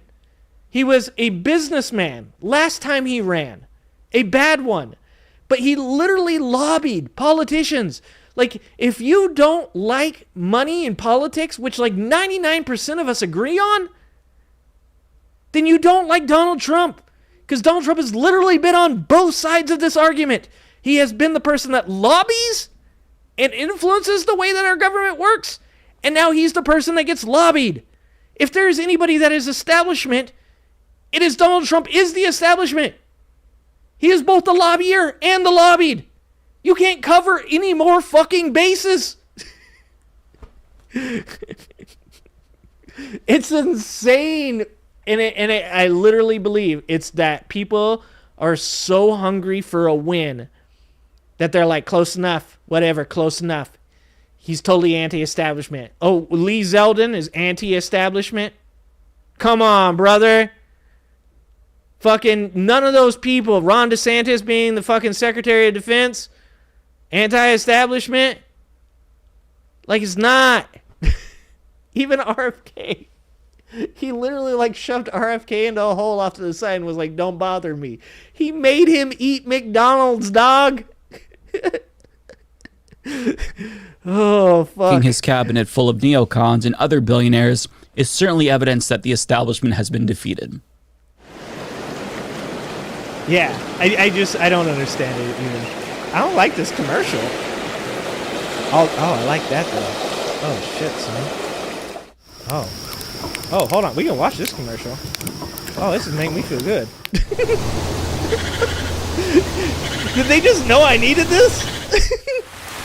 What the fuck is this commercial? Oh, cool. But then I would have. If we call that. If I had an ad blocker, I would have missed that sweet ass commercial. How does that make any sense? Out and say, hey, that's pretty fucking stupid.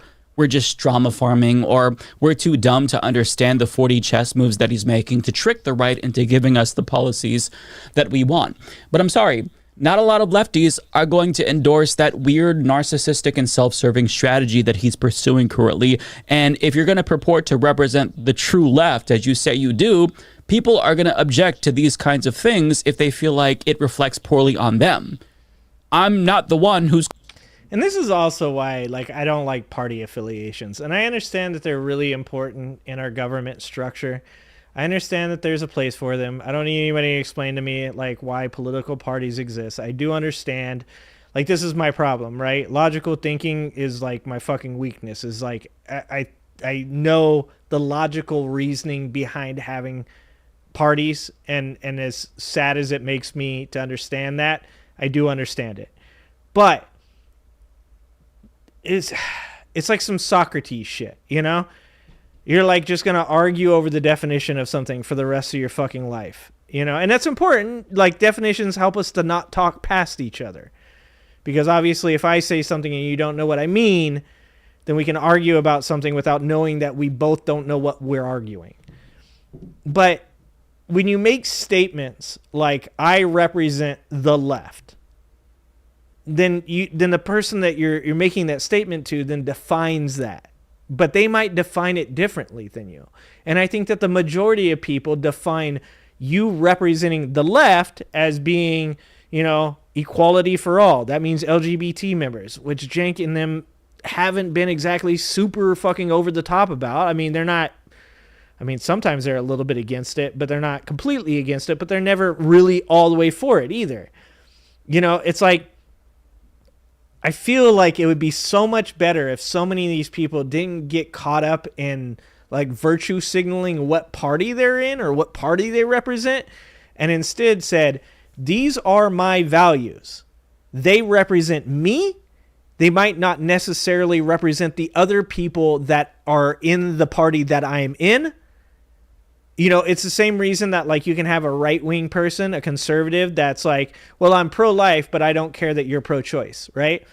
You can have that happen. I've met conservatives before in my life that are like, well, I'm very religious and I actually believe that it is a life, and I think that being pro-life is the correct thing to do, but I'm also very small government, and I also believe that I shouldn't be able to tell you what to do with your life.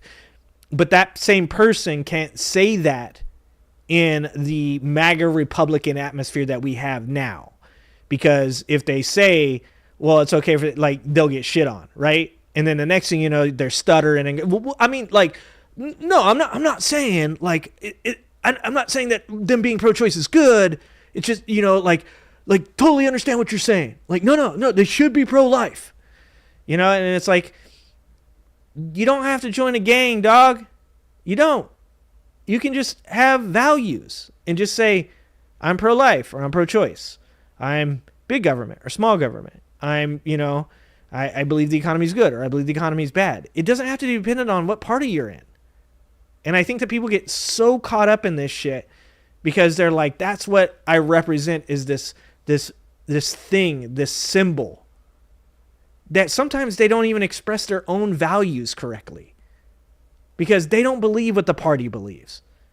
And I've said it like a million times. It's like, parties don't define people. People define parties. You should be what shows everybody what you believe, not the group. Like, that's crazy. Claiming that I represent the entire left. You are. So if you're going to claim to have a monopoly on truth and strategic wisdom in this space, people are going to push back on you when they say things that they feel is not representative of the left, when they feel like you're a bad example of what a leftist is or should be. So that's what I'm saying. Even if, though, we were perfectly ideologically aligned, I'll admit, I still wouldn't want Cenk to represent the left because, quite frankly, he comes off as unhinged and unserious. I mean, he had a vanity president. So that's actually a good point, though.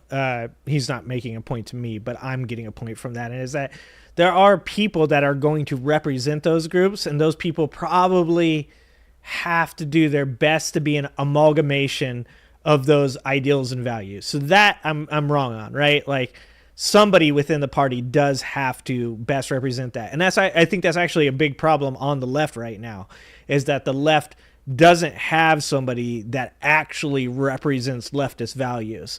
I think that Bernie and Bernie's like socialist values might not have been super acceptable in the 90s.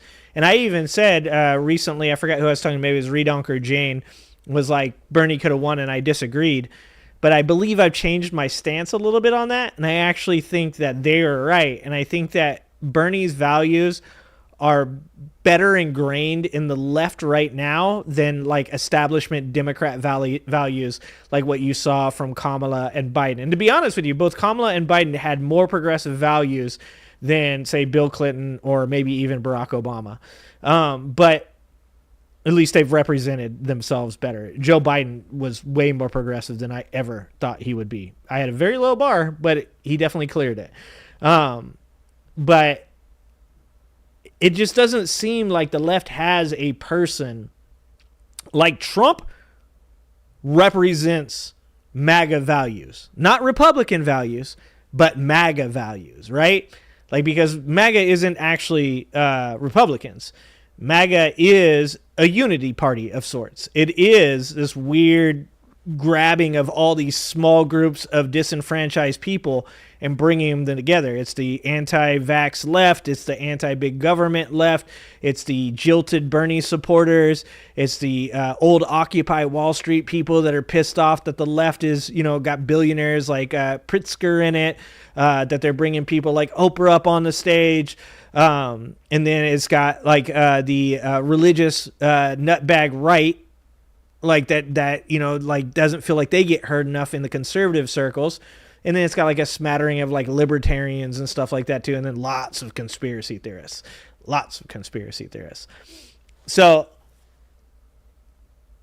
Trump definitely purports to believe all the things that MAGA does, right? And some of that is just lip service. Some of that is just Trump doing what Trump does. Like I said, he's very establishment. He's going to say whatever he's going to say. And then perhaps he will, perhaps he won't, get rid of taxes on tips. Perhaps he will, perhaps he won't put out tariffs. Like that's very mainstream politician, right? I don't know. Maybe I'll do it. Maybe I won't do it. Maybe I'll build the wall. Maybe I won't build the wall. But it's closer than what the left has. The left doesn't seem to have somebody right now standing at the front of their party that's taking on the mantle of like, I represent the values of this party, or at least not somebody that has the values that represent the party. Presidential run to hawk his fucking book. That's embarrassing. And I think that other people better represent our collective values. But with that being said, nobody is trying to claim ownership of this space like Cenk does. Sam Cedar, I view as the true leader of the online left, but he's not saying he's the one true leftist. He allows disagreements and pushback. But I mean, if Sam Cedar were to push back and criticize Cenk would take that as evidence, not that, he's putting forward this good faith criticism, but instead as evidence that he's trying to replace Cenk as the new de facto leader of this space when it's really not that deep. If Sam Cedar criticizes Cenk, if I criticize Cenk, I'm just disagreeing. And I'm trying to get you to see. And so that isn't actually bad. Like I've said it before, like if somebody were to respond to my videos, I would just be like, okay, like, you know, I have thicker skin than that. Like, you know, it's one thing if you're like going to be personal about it and you're going to like, you know, claim you know something about me or whatever. Like you know, I would definitely respond in a different way to that. But if somebody just thinks I'm wrong about things, like that's acceptable. I definitely don't think I'm right about everything. I've only been doing this for a short time. I'm a pretty quick study. I pick things up fast and I have a great memory and those things are really helpful. But I don't think that I'm right about everything. I think that there's plenty of stuff that I can be incorrect about. And if somebody corrects me about it, generally I'm fine. I'm fine with that. And that I think is something that is, in short supply in both parties. I don't, you know, if somebody says, well, I disagree with you. Like if I say capitalism's a great economic driver and possibly the best economic driver in the world, but it also leads to great unhappiness within America. And therefore I think that overall it's not good for America. If somebody were to say, well, hold on, let me just point out where you're wrong on that. Go for it. I don't fucking care. In fact, I might learn something from it. See my point of view because I think that you have a big platform and you can use it more effectively.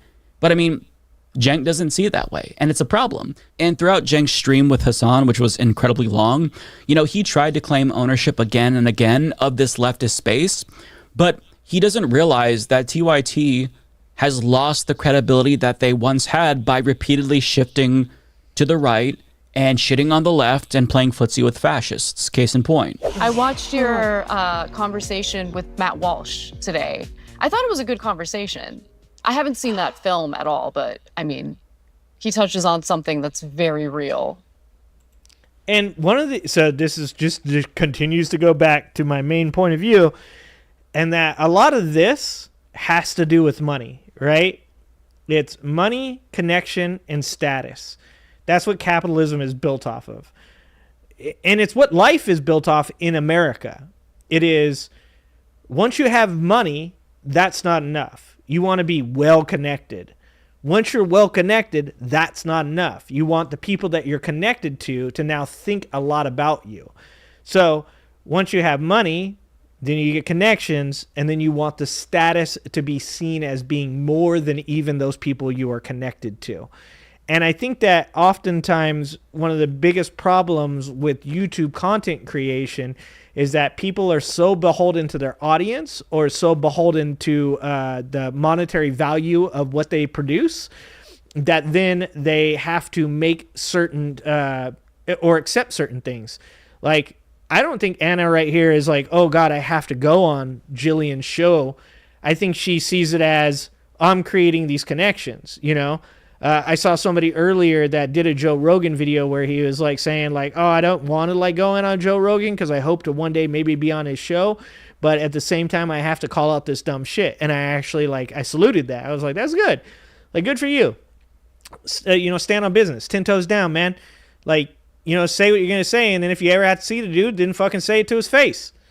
Like, I really dislike this idea that you're going to like sacrifice a small portion of your values so that way you can create these connections, so that way you can reach broader audiences, so you can make more money.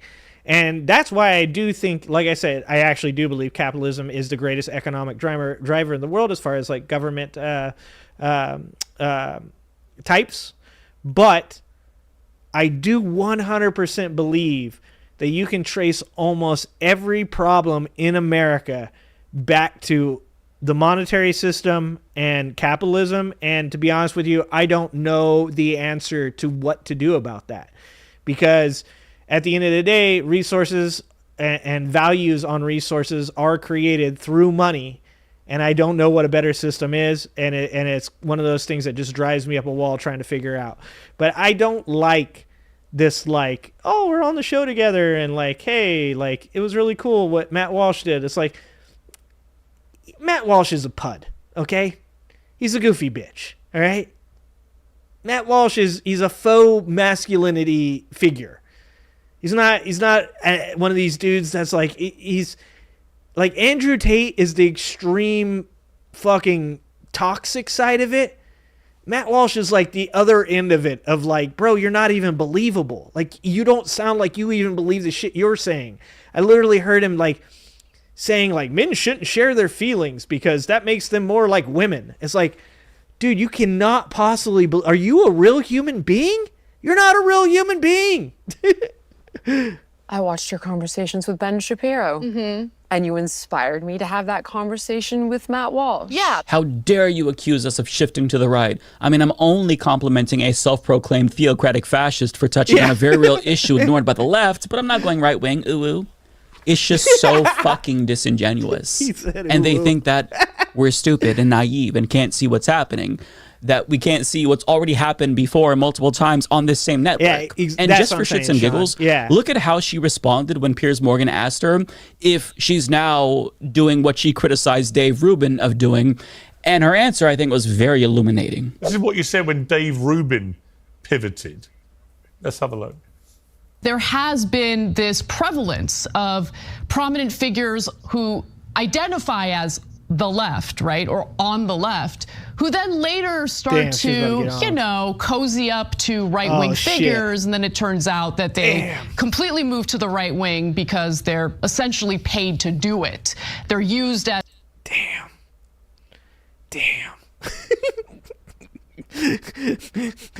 Look, I hate Piers Morgan too. But that was pretty fucking solid. God damn. See, like, this guy shit don't work on me because I just go, yeah, I said that shit. Like, I'm down to laugh at myself, so I'd be like, yep, that was me. Talking that shit. I'm gonna be real interested to see what Anna says right here. Tools by the right wing to essentially spew right-wing talking points while purporting to still be on the left. In fact, Dave Rubin's a great example of that. Dave Rubin used to work with us. He identified as someone on the left. So, I mean, have you pulled a Rubin, as some people suggest? Oh, shit. I mean, I'm still pretty left-wing, and I'm still working at the exact same place. Look, I don't know. Maybe I was wrong about Dave Rubin, but I just felt that he, first of all... At least she said that. At least she said maybe she was wrong. That's an acceptable answer. Saying maybe I was wrong is an acceptable answer, but in the gist of why she's saying it, though, is the issue. It's like, so you want to benefit from the monetary ability of going on these right-wing shows and cozying up to them and their audience. So now it's okay. And I think that's really, like, it's as tell as old as time, right?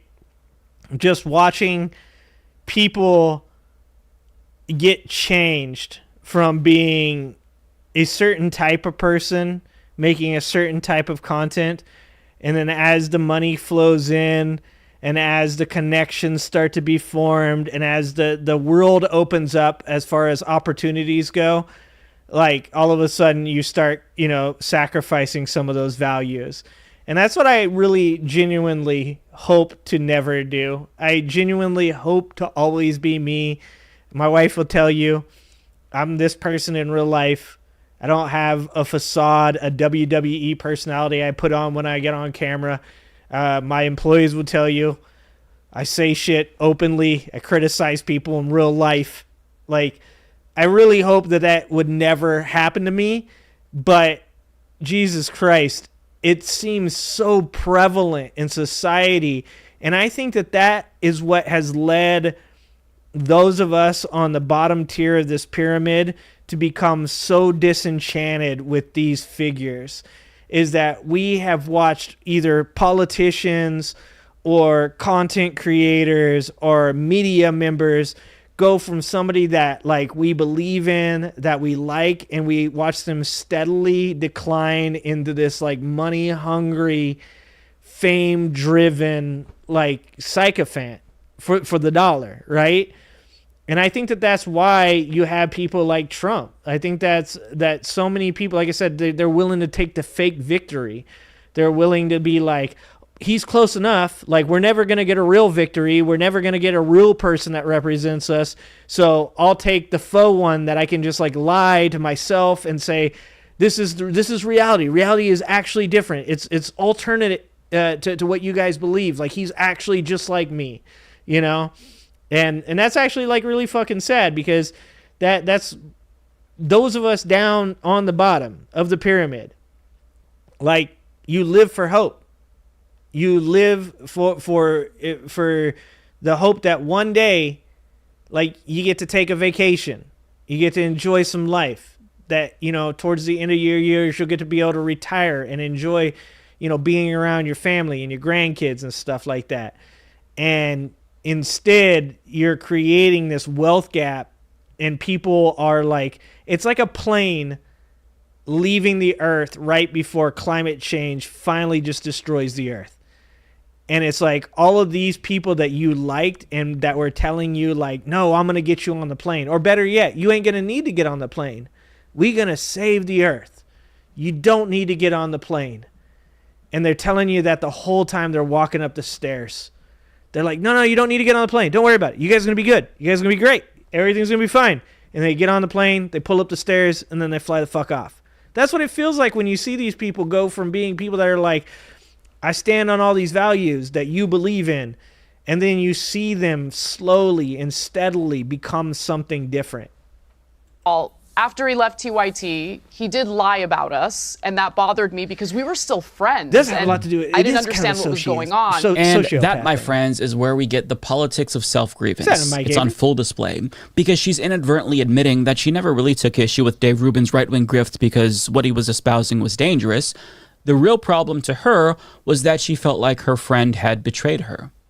And the more that she talks over a length of time, like going on different shows, the more it becomes abundantly clear that her pivot in part is fueled by personal grievance. There's a viral clip making the rounds on Twitter of her talking about how her entire opinion of Trump supporters changed because of this one Trump supporting neighbor that she talked to, Jeff. He was nice to her.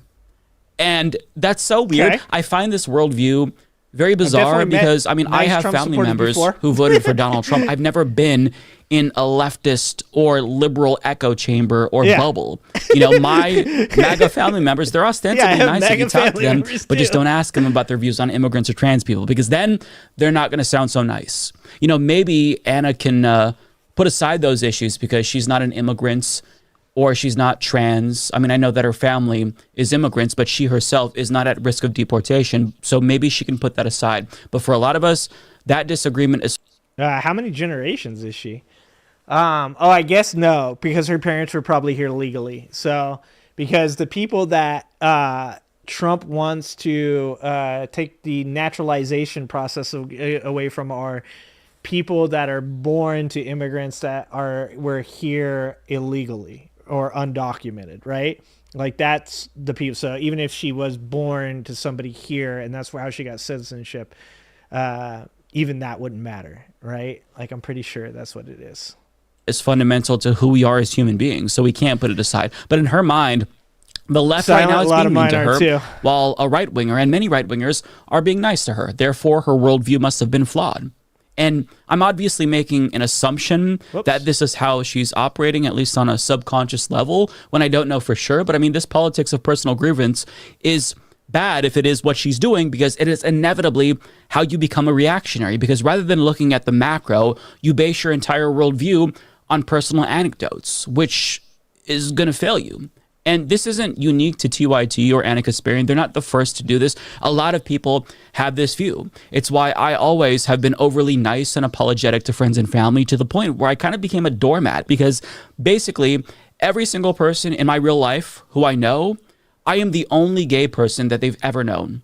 So their interaction with me could shape their perception of all gay people. And that horrifies me, because I don't want to represent an entire group of people. I'm just one member of a very large community that is not a monolith. And I don't want someone's entire worldview to be colored by this one interaction that they have with me, where maybe I'm an asshole or I lose my temper, because I'm not perfect. Yeah, that's a crazy thing to think about. And once again, it does come down to a point of privilege. Like, I never think about any of those things. Like, I don't have to, right? For one, like I said in my last stream, I look like I'm a MAGA supporter. So, a bald white man with a beard, they're like, that guy definitely voted for Trump. I don't have to worry about, like, you know, my interactions with people, like, you know, representing, you know, an entire race of people or an entire, like, sexuality of people. And that's when people talk about privilege. That's privilege, is the ability to not think about these things or never to even, like, realize that anybody else has to. The only time I think I've ever really felt something like that was in my interactions. So I do have, like, one specific instance where I do think that I felt like that. And that was when I first started doing content. One of my friends that's on YouTube, her name is Neve, Neve, and she does, like, drama content and stuff like that. And I met her through Angela Knight when I first got on here. And I felt like after a while, like, I'm me, I'm always me. I don't really think about things too much. And probably I should think about things more when it comes to, like, social graces and stuff. I do make jokes that at times can be, you know, offensive to people and stuff. So, like, that was one of the first times that, like, I had to actually, like, think about, like, what I was saying to a person. And it wasn't because I was afraid that she wouldn't like me, but it was because I was concerned that I would create this, like a bad taste in her mouth about people that look like me, or people that are from my side of the aisle. And that did, like, color a little bit of my interactions with her. And luckily she's fucking cool. And, you know, like, she talks shit too. And we got along really well. But I remember having a conversation in comments that actually that experience helped me with, because a person said something about transgender people in one of my videos. And I said, it's crazy that, you know, you're like, you come on my video and you say this, like, kind of, like, horrific and fucked up thing about transgender people. And he's like, well, you know, they're assaulting people in bathrooms. And I was like, well, hold on. If you believe that true, can you show me an example of that? And he was like, well, not really, but it is happening. And I said, well, do you know any transgender people? I said, because I grew up with a transgender person. So I did have, like, personal experience, but once I got on YouTube, you know, and I've employed transgender people at my job as well. So those are my real life interactions, but I've also had, you know, 5 or 6 people that I've interacted with on YouTube that were transgender as well. And so I said, throughout all of my interactions with all of these people, I've never encountered a person like the person that you talk about, that, like, shoves their whole lifestyle down my throat, that expects me to bend over backwards for them and do things in a way to make them feel better. And it actually turned into this, like, 8 or 9, you know, 1 to 2 paragraph comments each between me and this guy going back and forth. And by the end of it, he was like, you know what, man, you're probably right. I think, like, it triggers me to think that my interactions with a transgender person could then, you know, make them think poorly of me. So then I react badly to that. And then I think that comes off the wrong way. And by the end of the conversation, he was like saying, you know, like, I think maybe my behaviors are now representing me and people like me in a bad way. And so it really does give you, like, an idea of what he's saying here, and, like, how much of an onus that can be on people. And you can also accept that when we are overly sensitive in our society, when we're too far over onto the sensitive side, that we do create these situations where people tend to walk on eggshells. And, you know, it's like at my job when I hire people and we orientate them, I always ask if they have pronouns, because I'm always very respectful of that type of thing. But I also at the same time say to them that, you know, like, one of the things you have to understand is that, you know, not everybody here has been doing this for as long as you have. So I want you to be respectful in the way of that. If somebody calls you the wrong pronoun, it's okay to correct them, but please do it in a respectful manner. And I have never had a single person that has had a problem with that. Every single person, I have a person that was non-binary, and I say ma'am and sir. And they walked past me one time and kind of bumped me, and I went, ma'am? And they looked at me, and I was like, my bad. And it was like a funny interaction. We both laughed, you know? And I said, I go, is dude good? And like, yeah, that's like pretty ambiguous. I'm like, what about dog? I say dog a lot. And they're like, yeah, look, you can call me dog. Like, all right. You know? And it's like, I think that's something that people need to be more accepting of, is that these interactions between us, even between cisgender people, it's difficult, right? Even between man and another man, cisgender man and a cisgender man, it's difficult. Between men and women, it's very difficult. And I think that like sometimes we need to do a better job of like recognizing that each one of these interactions that we're having with each other sometimes is a new type of interaction for each other, and give each other grace a little bit, and don't be an asshole. I have a magnet on my refrigerator from my one of my best friends' dad passed away, and his dad would always say, "Don't be a dick." And so I have "Don't be a dick" on my refrigerator, and I think that's like the best advice that you can give is just don't be a dick, man. And that responsibility that I felt I had, it ate away at me for most of my life until I realized I can't live that way.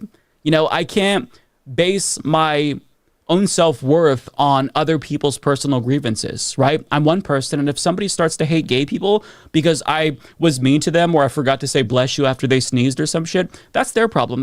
That's so funny. I don't say bless you. I don't say bless you, and I do it on purpose. And it's not like to be mean. It's because I'm trying to break that habit. Because we have a bunch of weird shit we do in our society that is not necessary. I don't know if you guys know this, but the reason you're not allowed to point at people is because a long time ago they thought if somebody pointed at somebody that was casting a spell. That was some Salem witch trial shit right there, okay? Like, we need to break some of the weird habits that we have that have been around for fucking millennia that don't mean anything.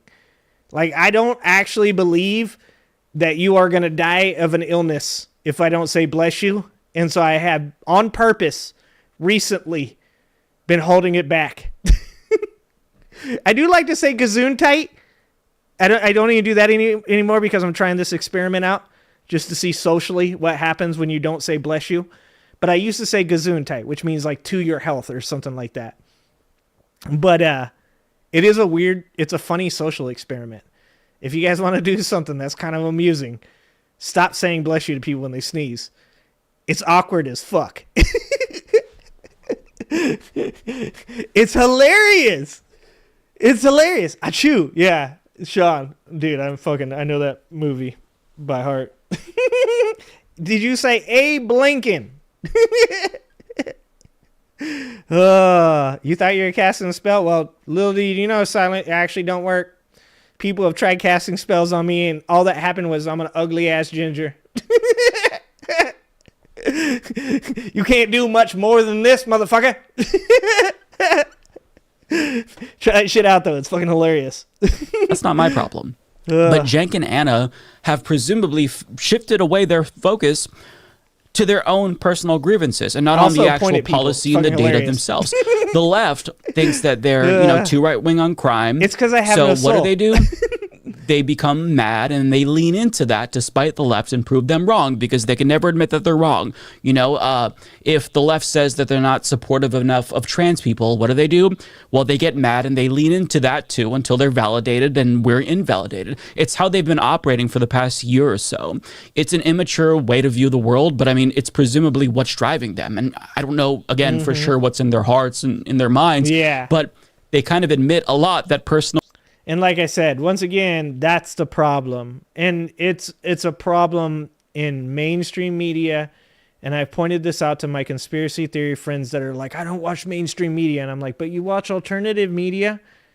And whether you like it or not, it is becoming the same thing. Anytime that news is influenced by money, anytime that their mortgage is dependent on your views, on your subscriptions, on your clicks, you're never going to get the real shit, man. You're never going to get the honest feelings from these people. Like I said, I was like driving one day and I was like wondering to myself, I was like, I hope I never get to a point where I just say things because like the people that follow me will stop following me. Like, after the election, right? Like I was like, I'm going to say a lot of mean shit to left people about like why we lost, why the person I voted for lost, because there's some people that fucked this up and they need to hear it. And like, just like I tell MAGA people, I'm like, once you're out the cult, once you say like, hey, I fucked up, like I'm there for you. I'll hug you. I'll dap you up, give you a cigarette. We can hang out, talk about the crazy times. Like I don't have any problem with offering people a path to redemption, but I'm going to tell you what I feel about these things. Doesn't mean I'm going to be right, but I am at least going to be honest with you. And when you hear people say things like that, where it's like, well, like, we got pushback from our audience, so, we decided not to go that route anymore. They're like literally telling you that they don't believe the things that you do, but if you pressure them enough that they'll say they believe the things you do. You really shouldn't want that. I mean, I get it. It feels good. Like validation, like going and seeing this person who's got 1 million subscribers and they're saying the same things that you believe. Like that's great validation, but it's fake. Once again, like I don't like fake. I like dealing with what is, not with what I wish it would be.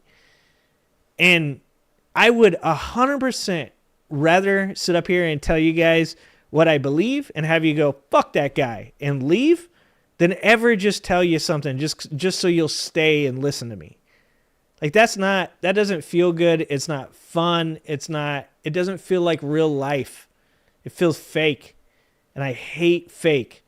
Like, and I think what he's getting to here is saying that Jank and them have become so captive to their audience that they can't, they're doing this. They're testing where the wind's going. And then they're following it because that's the smart financial thing to do. Personal grievances is what's driving their behavior. The right has been nice to them lately and the left has been mean to them. Risk, what you just said about it being the same as the healthcare model. Like that's me too. Is like, I don't believe that there should be for-profit prisons, right? I don't believe that there should be for-profit healthcare. I don't believe there should be for-profit education. I don't believe there should be for-profit media. I think that there's a lot of places where money being involved just like gets away from the core value of why it exists in the first place. Like, I think with education, you need to have people involved in education that want to be teachers. And I think when you have healthcare, you need to have people involved in healthcare that want to help people, that want to keep people healthy, that want to, tell people when they're doing things, that are unhealthy for them that they don't want to hear. Like I love my doctor because he's the same age as me. And I go in and I'm like, I'm being unhealthy, ain't I? And he like looks at my stuff and he's like, you're not that bad. He's like, I'm looking at it. Cause he could just look at me and be like, yep, you believe you're unhealthy. You are unhealthy. Here's some pills. I try to get him to give me drugs. He never does. He's a bastard. I'm like, bro, like fucking hook me up with the good stuff. And he's like, we don't do that here. Like it's supposed to be, I thought you guys were for profit. Not him, apparently. The one honest doctor won't give me any damn drugs. But you know what I'm saying? Like those things, there shouldn't be profit in any of those things. It like delegitimizes them. It corrupts them. It makes them bad. And that's like, you should know when you go to your doctor that you're going to a person that cares about keeping people healthy. When your children are being educated, you should be able to know that they're being sent to an institution filled with people that really genuinely want to see people succeed and do better. When your young person, not child, obviously I don't employ children. When a young person or even an adult comes to my job, I want you to know that as a leader, I want them to be successful. Like, I don't want to just train them to be good at the job they're doing at my store. I want to train them to be able to watch them grow and then see them succeed outside of my store. Like, I don't believe most people should stay at the level of my store, right? And so there's employees that I have that I coached from when they were below 18, when they're 16, 17 years old, that I've gotten to watch on social media their growth. One young woman that is very special to me. She works for the forestry now, and it's amazing to see her. And I know a lot of her personal journey too, like a lot of the stuff that I talked to her about while she was working with me, and helped her through. And seeing her become a successful person and do something that she loves, that's what makes me like doing the job. It's, I like numbers too, and I like being successful, but the real passionate part is when you can get a hold of people and help them become successful. And that's what you should want in all those other places. Even when it comes down to the police force, the people that should be involved in the police force should be people that want to stop things like domestic violence from happening. People that should be involved in the police force shouldn't be people that just want to put people in jail for drugs. It should be people that are hey, are you down on your luck? Were you born into a system that just recycles you and your uncle and your father and your brother and just continues to pump out criminal after criminal for these for-profit prisons? I want to help you, there's a real problem in our police force. My uncle is a captain in the CHP, and I think he's a really good human being. My aunt as well. I think there are people like them in the police force, but my nephew was also shot and killed by a police officer. So I know both sides of that story, right? Once again, the money being involved in it, and it being a career path that is incentivized not with personal growth, but with financial means, creates these super important jobs being placed in the hands of people that are only doing them because it creates a paycheck. And that's actually really, really, really sad and really bad, to be honest with you. So they go on right-wing shows and avoid the leftist mafia and Sam Cedar like the plague. That's what it looks like to me. So, I mean, it could be wrong, but yeah, I do agree. That's what a lot of us are kind of seeing. A lot of people topic of personal grievances, when Anna made her birthing person. So I said that after the election, and I said it during the election. I said this is a 50-50 election, and if people in Michigan decide to protest the vote, then Donald Trump will win, and that's what happened. That's what happened. And like I said before, it's never just one thing. There's multiple factors to why the left lost, but I do believe a large factor of the left, and I know Mike here was saying, hey, I'm going to vote for Kamala, but also, Kyle Kalinske did the same thing. Kyle said, I'm going to vote for Kamala, but also, and to be honest, you have to accept fault where fault is due, and I do think that there is fault in that area where certain people said, voting for Kamala is voting for Biden, therefore you're voting for genocide. And if you can't see far enough past that, then you don't realize that what you did to those Palestinian people by voting Trump in was 10 times worse. I mean, if you look at what's going on in Ukraine right now, the reason that Putin is pushing so hard to push into Ukraine to take as much land as he possibly can right now isn't because he's worried about Trump getting into office and then Trump forcing him to stop the war. No, he knows that Trump, once he's in office, will make Zelensky accept the peace treaty that says that Russia gets to keep all the land they took. And he also knows that Trump will not agree to Zelensky joining NATO because Trump doesn't want to be a part of NATO. So it's I believe that you have to be able to hold two thoughts in your head at the same time.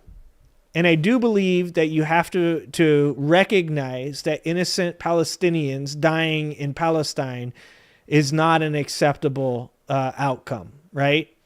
But also at the same time, you have to also agree that by not voting Kamala Harris into office, by protesting, by voting uncommitted or whatever the fuck they did, or even voting for Trump, you actually did those people a disservice, because he is going to, I mean, he said it. He said, finish it fast or I'll come finish it for you. I mean, he just literally said, what was it, yesterday or something like that, said, release the hostages or we're going to do even worse to you. Like, Donald Trump doesn't even know the words that are coming out of his mouth, because that's not how hostage situations work. You can't just bomb a hostage situation. You would literally kill the hostages. That doesn't work. So Donald Trump is Donald Trump's own worst enemy, and Donald Trump is an enemy of the United States because of the fact that the words that he uses, he's a moron. I don't think that he's Hitler. I just think he's a fucking moron. And at the end of the day, when he says things like, well, you better release the hostages, or once I'm in office, it's going to go a lot worse for you. Those people were ready to die from the very fucking beginning. They're not going to be like, oh God, now we might die. No, it's just going to be worse for the hostages now. That's the only way you get hostages out of that situation is through bargaining, political maneuvering. You know, like, it's not a movie. You can't just send SEAL Team 6 in and they extract the hostages and everybody's good. It's sad, but that's true. Like I said, you got to be able to hold those. Do I want the hostages out? Yes. But do I also think that, threatening that you're going to do even worse to them is going to make any difference? No. So you have to be able to hold both those thoughts in your head. Person tweet, she privately told me that she felt like she was being publicly bashed by people like myself and presumably others in this space who she considered friends. In other words, it wasn't what we said, it was where we said it. Even though we were respectful, the fact that we disagreed publicly with her. My rules are pretty much don't call people pedos. Like, I think that both sides do a really poor job of bandying that, or actually not a poor job. They do a disservice to people that have been victimized as children by using that word as an insult rather than as a descriptive. It's one thing to say of somebody that is legitimately an abuser that they are that, but I think both sides toss that word around way too much, and I really dislike that. I think that the word needs to still have the power that it deserves to have. So the one thing that will get you is if you call somebody in my chat or call me an abuser of children, that'll get you banned. If you, just don't be a complete dick. And I did ban Trump supporters for fun for a little bit, but that was a different story. That was just for fun. I was having a good time because they were so fucking high. They're loving it so much. They're like, we kicked your ass, and I just ban them, and it was the funniest shit I've ever seen. Oh, God, that was good times. That's kind of past now, though. We missed our window. Our window's up now. Her, it felt like a betrayal. I do and insults. In response, I don't mind if you insult me. She felt compelled to double down, I don't mind if so you call that me way names, her friends just, who she felt like betrayed her wouldn't win, so she would be proven right.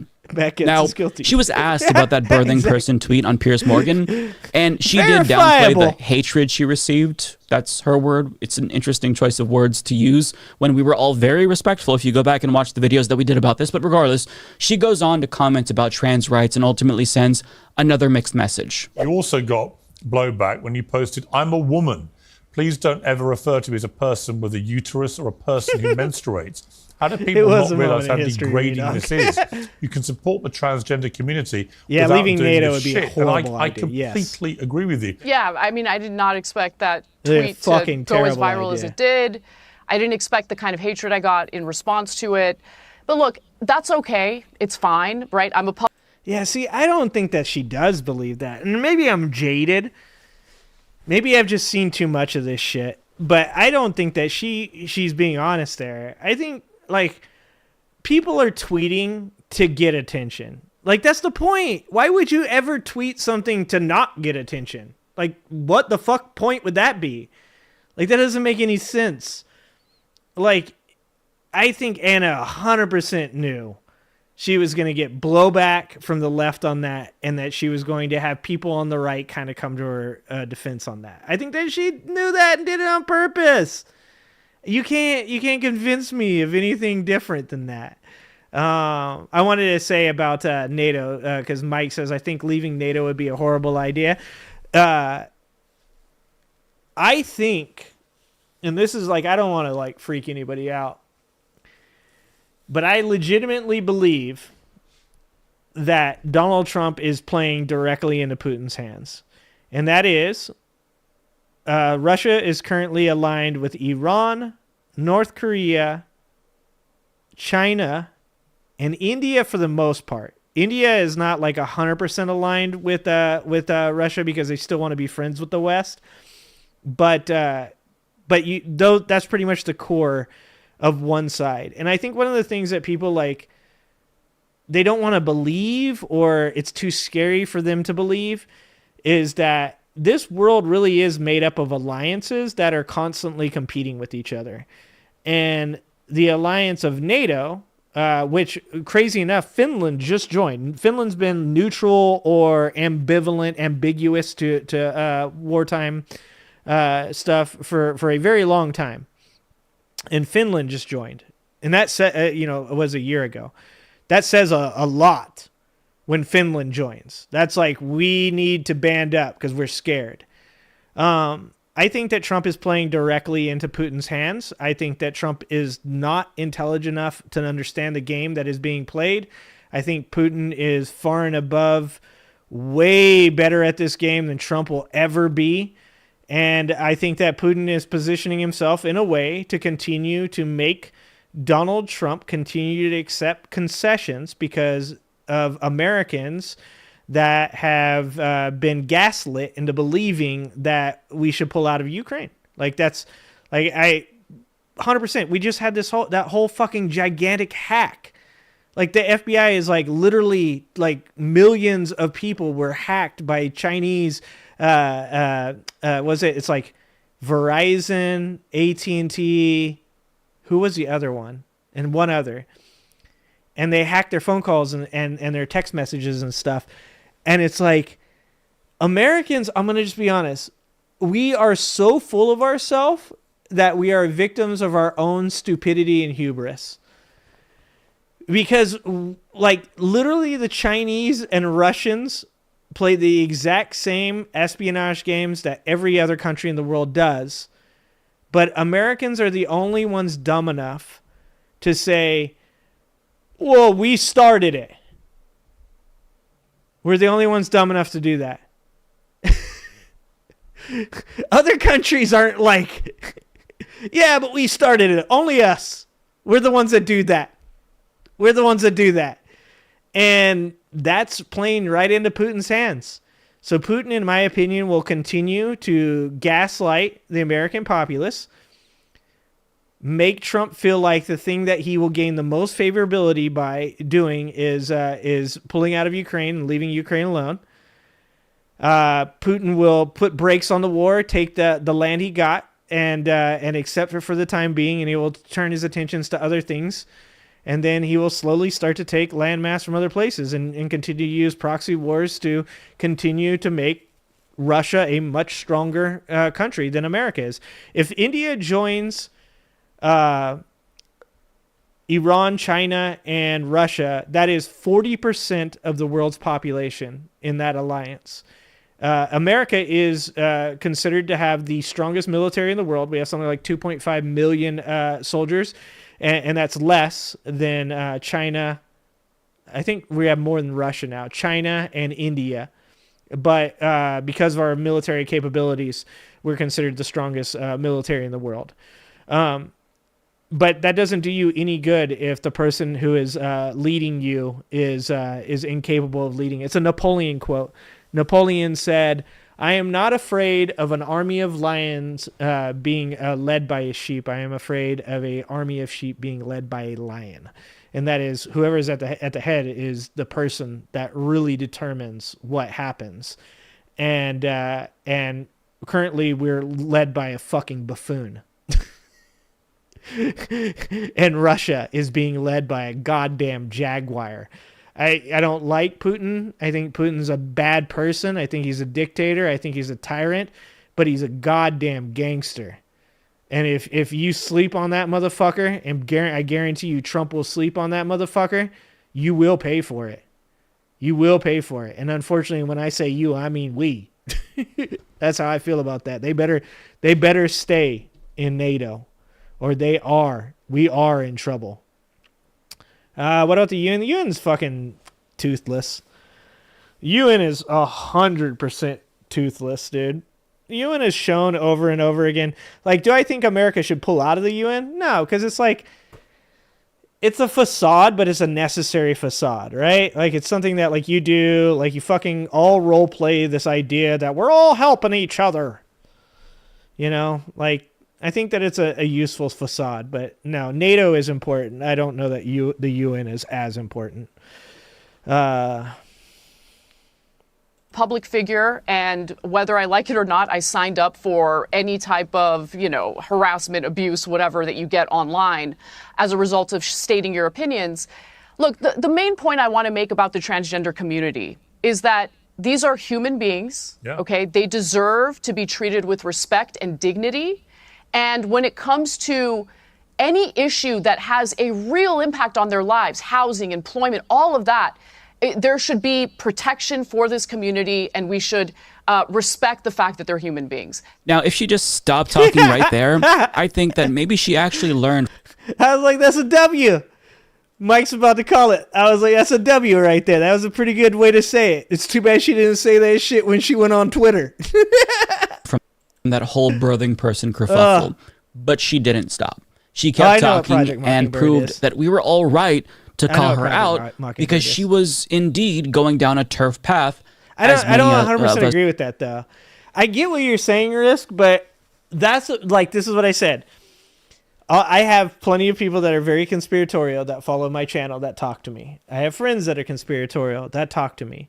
And I agree with you guys on a lot of what you guys believe. I understand what Project Mockingbird was. I understand what fake news is. I understand how we interfered in other governments in other times as well. Okay, I agree with all of that. But I disagree that the government today is the same government that we had then. Because when you look back in time and you see people like Theodore Roosevelt, like, that was a different time. Different things were accomplished. When you see people like Reagan, that was a different time. Different things were accomplished or degraded depending on how you look at it, right? Like when you look at like Obama's presidency, there were things that were accomplished. There are things that I thought were underhanded. I think that there were definitely things that I disagreed with. I don't 100% believe that like these guys are all intentionally trying to dissuade the public. Like they're being fed information. I mean, you had that tenant media thing that happened with Tim Pool. Was it Benny Johnson? Who were the other? Dave Rubin. And I know Lauren Chin was the tenant media lady. But that was connected to Russian Today, right? I think there's games that get played, obviously, by all governments. I believe the American government plays it on their own people. I believe the American government plays it on Russians and Chinese people. I believe that the Americans play it on their people. I believe the Russians play it on our people. I believe the Chinese play it on our people. And that's why I push so hard for media literacy. I do 100% believe there is no other answer to combating stuff like misinformation or something like Project Mockingbird than media literacy. Like, it really comes down to individuals being able to suss out what is real information and what isn't, what makes sense and what doesn't. Like when people say things like, no, like it's not Russia, it's America doing this. It's like, it doesn't have to be one or the other. Like that once again, I get into this thing with people where it's like, no, it's this one thing. And I'm like, nothing in life is ever just one thing. Everything is complex. Everything is complicated. Everything is nuanced. There's so many little moving parts in everything that we do that it's almost always impossible to just say it's just this one thing. So I don't know. I don't know that I agree that all of these guys are doing it for the same reasons. Like I said, my biggest disconnect between me and my conspiracy brethren is that when we get to the point where we agree on everything, the one place we start to disagree is on why people do what they do. And I believe that money and the monetary system that we have created, the system of resources and value, has created a conundrum that almost no human being can answer in a moral way. And that is, How do you make money and still be a good person and use it for good reasons? And I think that that's the fault. I think that when people get to that point with money where they're making money, they do things that they don't necessarily believe are bad, and they think that what they're doing is fine. Whereas I think my conspiracy brethren almost always want to go the route of it's a group of human beings that are corrupt and want to harm people and want to harm American society. And I just don't always agree with that. I do think our government was suspected, and we tried to intervene to stop that, but we've arrived at this point now. Stupid, at the same time, there are some issues that arise where the rights of one group, in this case, the transgender community, kind of conflicts with the rights of another group, the rights of women. I don't know that I can agree. What I think is important is that we actually have a real dialogue, a civil dialogue, about how we move forward in a way where both parties feel that they're being treated fairly and with dignity. 9 hours. So she's just A.K. Rowling at this point.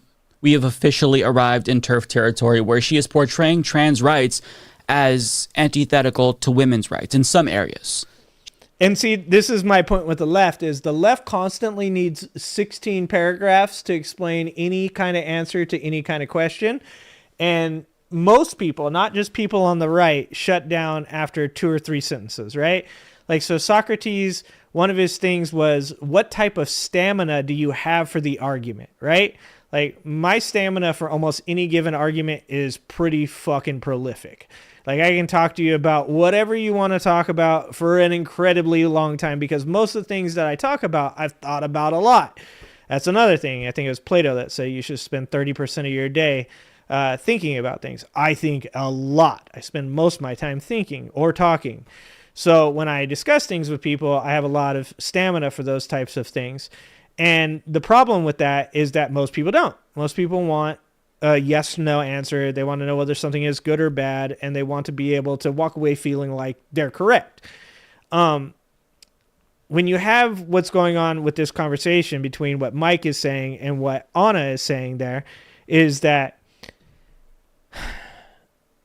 it doesn't necessarily have to be this exclusive, you have to separate this, and, women's rights are this and trans rights are this.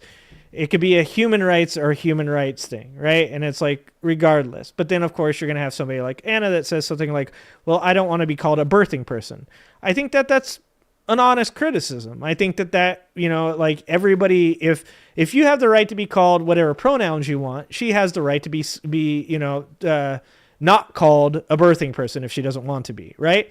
Now, the question is where does the outrage come from, though? So if you say, I don't want to be called a birthing person, and people just go, yeah, who gives a shit? Nobody's going to call you that then, Or if we say it, fucking, we're not referring to you. How about that? Like, if she's still outraged, then the problem is her, right? Now, if on the other hand, she says, hey, I don't like being referred to in that way, and then the person goes, well, that's too fucking bad, that's what you are, then the problem is them. And this is like what I said, is that, like, it doesn't always have to be one or the other. And I think that specifically on the left, people get so lost in semantics and in the weeds that literally the left starts arguing with the left about things that they agree upon, and then they fight so fucking hard on it that by the time they leave, they're like, fuck that person, they're not part of my group. Or they're like, I won't vote for Kamala Harris now because fuck them. And like, that's a real problem on the left, is that on the right, whether you like it or not, whether you're on the right and you like being told this, or you're on the left and you don't like hearing this about them, is that they're pretty fucking basic. They're like, killing babies bad. Yeah, exactly. Cool. All right. And then they just walk away. They're good with fucking whatever. There's no fucking 18-minute long conversation about it. It's just, that's bad. And that's not something that exists on the left. And it's both a strength and a weakness of the left. She's viewing this as a zero-sum game. No one seems to know this, but Amazon actually has a $50 million fund that they have to pay out. If left-wing voters get disillusioned and don't vote, yeah, and the right-wing are relentless. Exactly, TSG. And that's what I'm saying. It's both their strength and their weakness. I think it's great that the left is super fucking critical of each other. I think it's awesome. I really do. And I think when people say that left-wing people live in an echo chamber, they're fucking insane, because if you've ever been within a left-wing echo chamber, the echoes are people fighting with each other. There's not a whole lot of fucking handshaking. I mean, you guys are in the chat right now disagreeing with each other, right? Like but it's about how you disagree with each other. That's what it comes down to. Where the left wins or loses is how they disagree with each other. If the left is capable of disagreeing with each other in a very congenial manner and saying to each other, like, okay, that is your belief, and your belief, in my opinion, is incorrect, but it's still in some ways role models the values that I believe, and I think that's acceptable, and we can agree to disagree, then the left wins. But when the left loses is when the left argues with each other and gets to this point where they just like, fuck you, you're not left. Like I said, we've had people in our chat call people Trump supporters that are either far left progressives or they're liberals or libertarians. And it's like, well, they're a Trump supporter because they don't exactly believe my left-wing ideology. And then you create enemies where you don't need to create enemies. And like I said, the left doesn't really have... I mean, yeah, obviously certain channels are echo chambers. But I don't experience left-wing echo chambers because I create arguments and disagreement. And so in doing so... the echo chamber is, like I said, a bunch of people saying they disagree with each other. And like I said, that's important. You should disagree with each other. You shouldn't fucking ever 100% agree with everything anybody says, man. That's insane. If you agree with everything somebody says, you're in a cult. Or you want to have sex with them. That's also a possibility. My wife is always right. Trans women have rights and are welcomed into women's spaces as they should be. To her, that's a net loss for cis women. And she's not specific here, but if you watch her video that she did about Sarah McBride and Nancy Mace, she talks about how dehumanizing it was for Nancy Mace to try to police the bathroom usage of the one trans lawmaker. But in one part of the video towards the end, she drops a little turf comment about how, it does get a little bit more tricky when we're talking about locker rooms. Look, I want to be specific. Yeah, and I don't even disagree with what she's saying because I've said before, one of the biggest problems with these discussions is that we're completely yelling over the people that matter. The kids and the transgender kids that are involved in this discussion. There's a bunch of adults yelling at each other over the tops of the heads of these kids. And I genuinely believe that it should be up to the young people whether or not they feel comfortable in these spaces or not. And then a solution should be talked about because we're creating drama where there might not be any drama, right? This is one of those times where I think adults need to calm down and stop fighting about things about problems that don't exist. And then they just create problems that didn't exist before and now they exist. And like I was saying before, I think that she drops this comment because there are some very loud adults in her comment section saying that they disagree. And so she probably caveats or qualifies what she's saying in an attempt to not anger that portion of her audience. Maybe she believes it. She could believe it. That's also possible. But like I said, this is where my concern lies is when people do things like caveat or qualify statements because they don't want people that financially are incentivizing them to say the right things. They don't want them to get mad at them. So in noting that I do not have a problem at all with transgender people using the restrooms, the bathrooms that they identify with. I fight with everybody. The other single-sex facilities like locker rooms, I think, does get a little tricky. She just drops that in there as she's trying to be an ally to trans people. She had to bring that up. But like I said, that's the qualifier. That is, anytime you have to add a qualifier or a caveat onto your argument, then it's because you're trying to appeal to a certain part of your audience. Generally, like I'm going to say something along the lines of like, I don't think that, there's a problem with transgender people going in bathrooms because of the fact that like if transgender people go in bathrooms, you actually don't know that they're going in bathrooms. Like I don't need to throw in but like, I'm just like, the point of the Sarah McBride thing wasn't that it was going to stop Sarah McBride from going into bathrooms. The point was now you're going to create the situation where perhaps there were other people that were transgender that people didn't know, that weren't out, that are going to then use those bathrooms, and that's going to create a unsafe environment for them. Like, there doesn't need to be a but. You can just say that and it be true. As if trans people are the predators who pose a threat to women when they are disproportionately vulnerable to sexual abuse themselves. But I mean, this right here is the future we all saw when we made that birthing person response to her, or when we responded to her birthing person. That's actually a good point on his part too, is that I believe that people are who they show you are, right? Like, so if I make a shitty comment on Twitter, you guys can pretty much accept that I'm probably just being shitty, because like sometimes I am. Sometimes I'm an angry ginger and I say mean things. If I said something mean, and you guys are like, that you meant that shit, that's me. And if I come on and I go, guys, I was just joking, and you guys are like, well, it was believable because you say that kind of shit. Well, guess what? It was believable.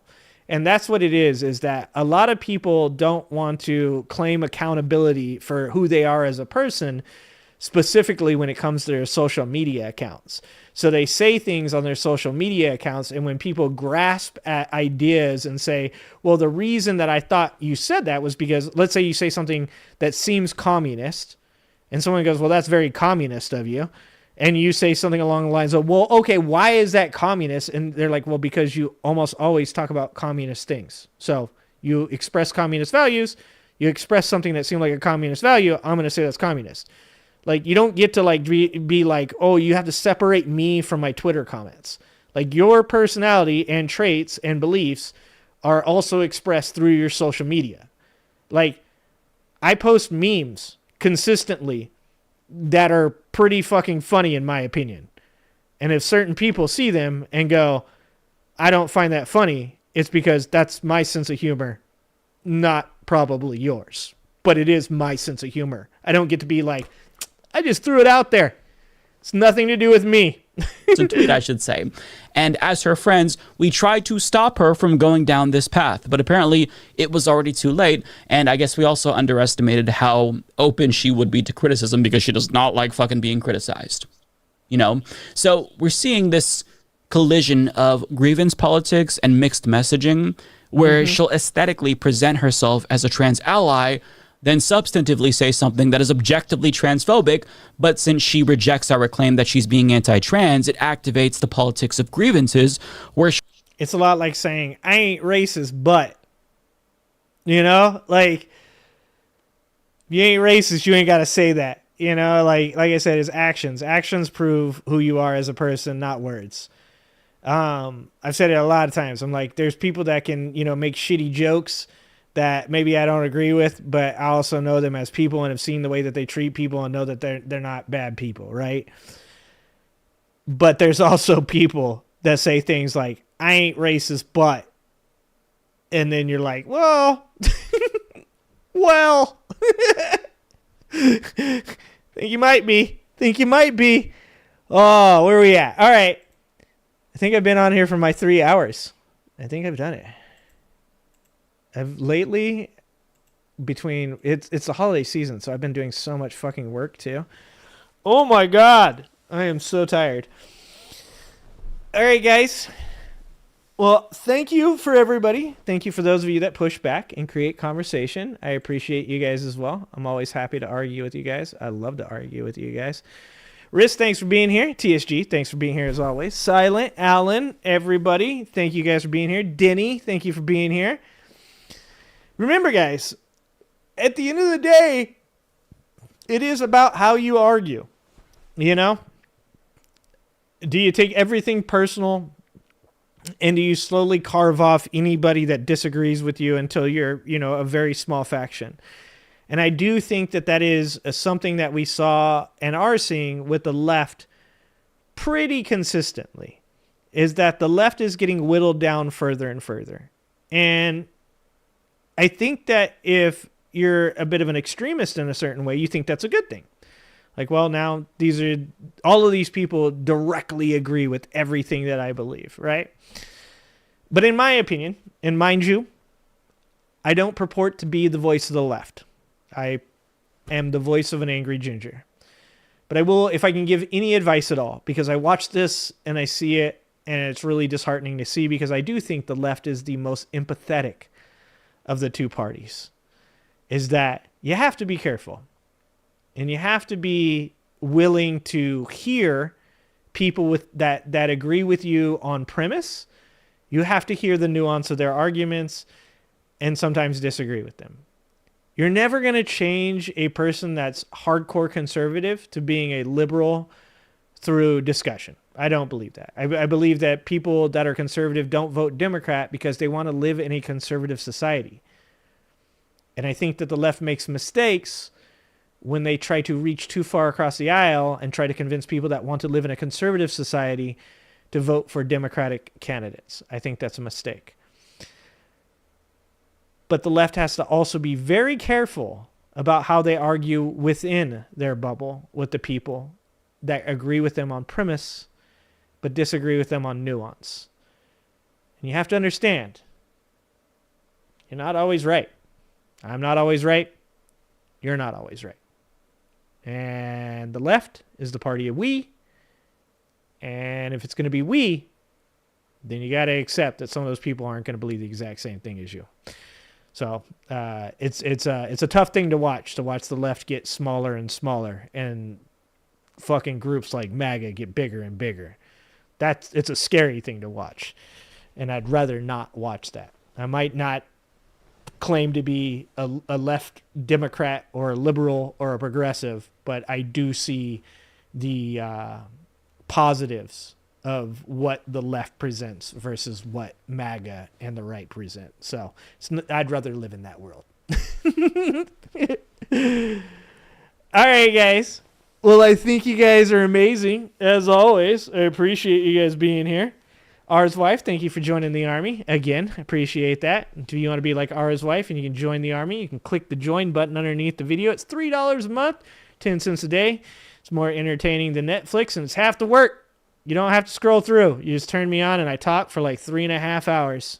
Never shut the fuck up. Sometimes I'm even funny for $3 a month. Other than that, if you guys want to support me through non-financial means, you can like, comment, share videos, tell me I'm bad at my job, tell me I'm good at my job, tell me what you like about it. I just made the video about Joe Rogan's monkey ass brain saying that Ukrainians should just shut the fuck up and die, pretty much is what he said. And so that way Americans don't have to deal with it. So if you haven't watched that video, I put it out last night. Please go check it out. Hit the like button, drop a comment, share it for me if you got friends that are interested in that kind of thing. And as always, the best thing that you can do for me is to be here, to comment, to talk to each other, talk to me. You guys make this shit happen. I'm just here. Other than that, I fucking love you guys. I appreciate you guys, and I hope to see you next time.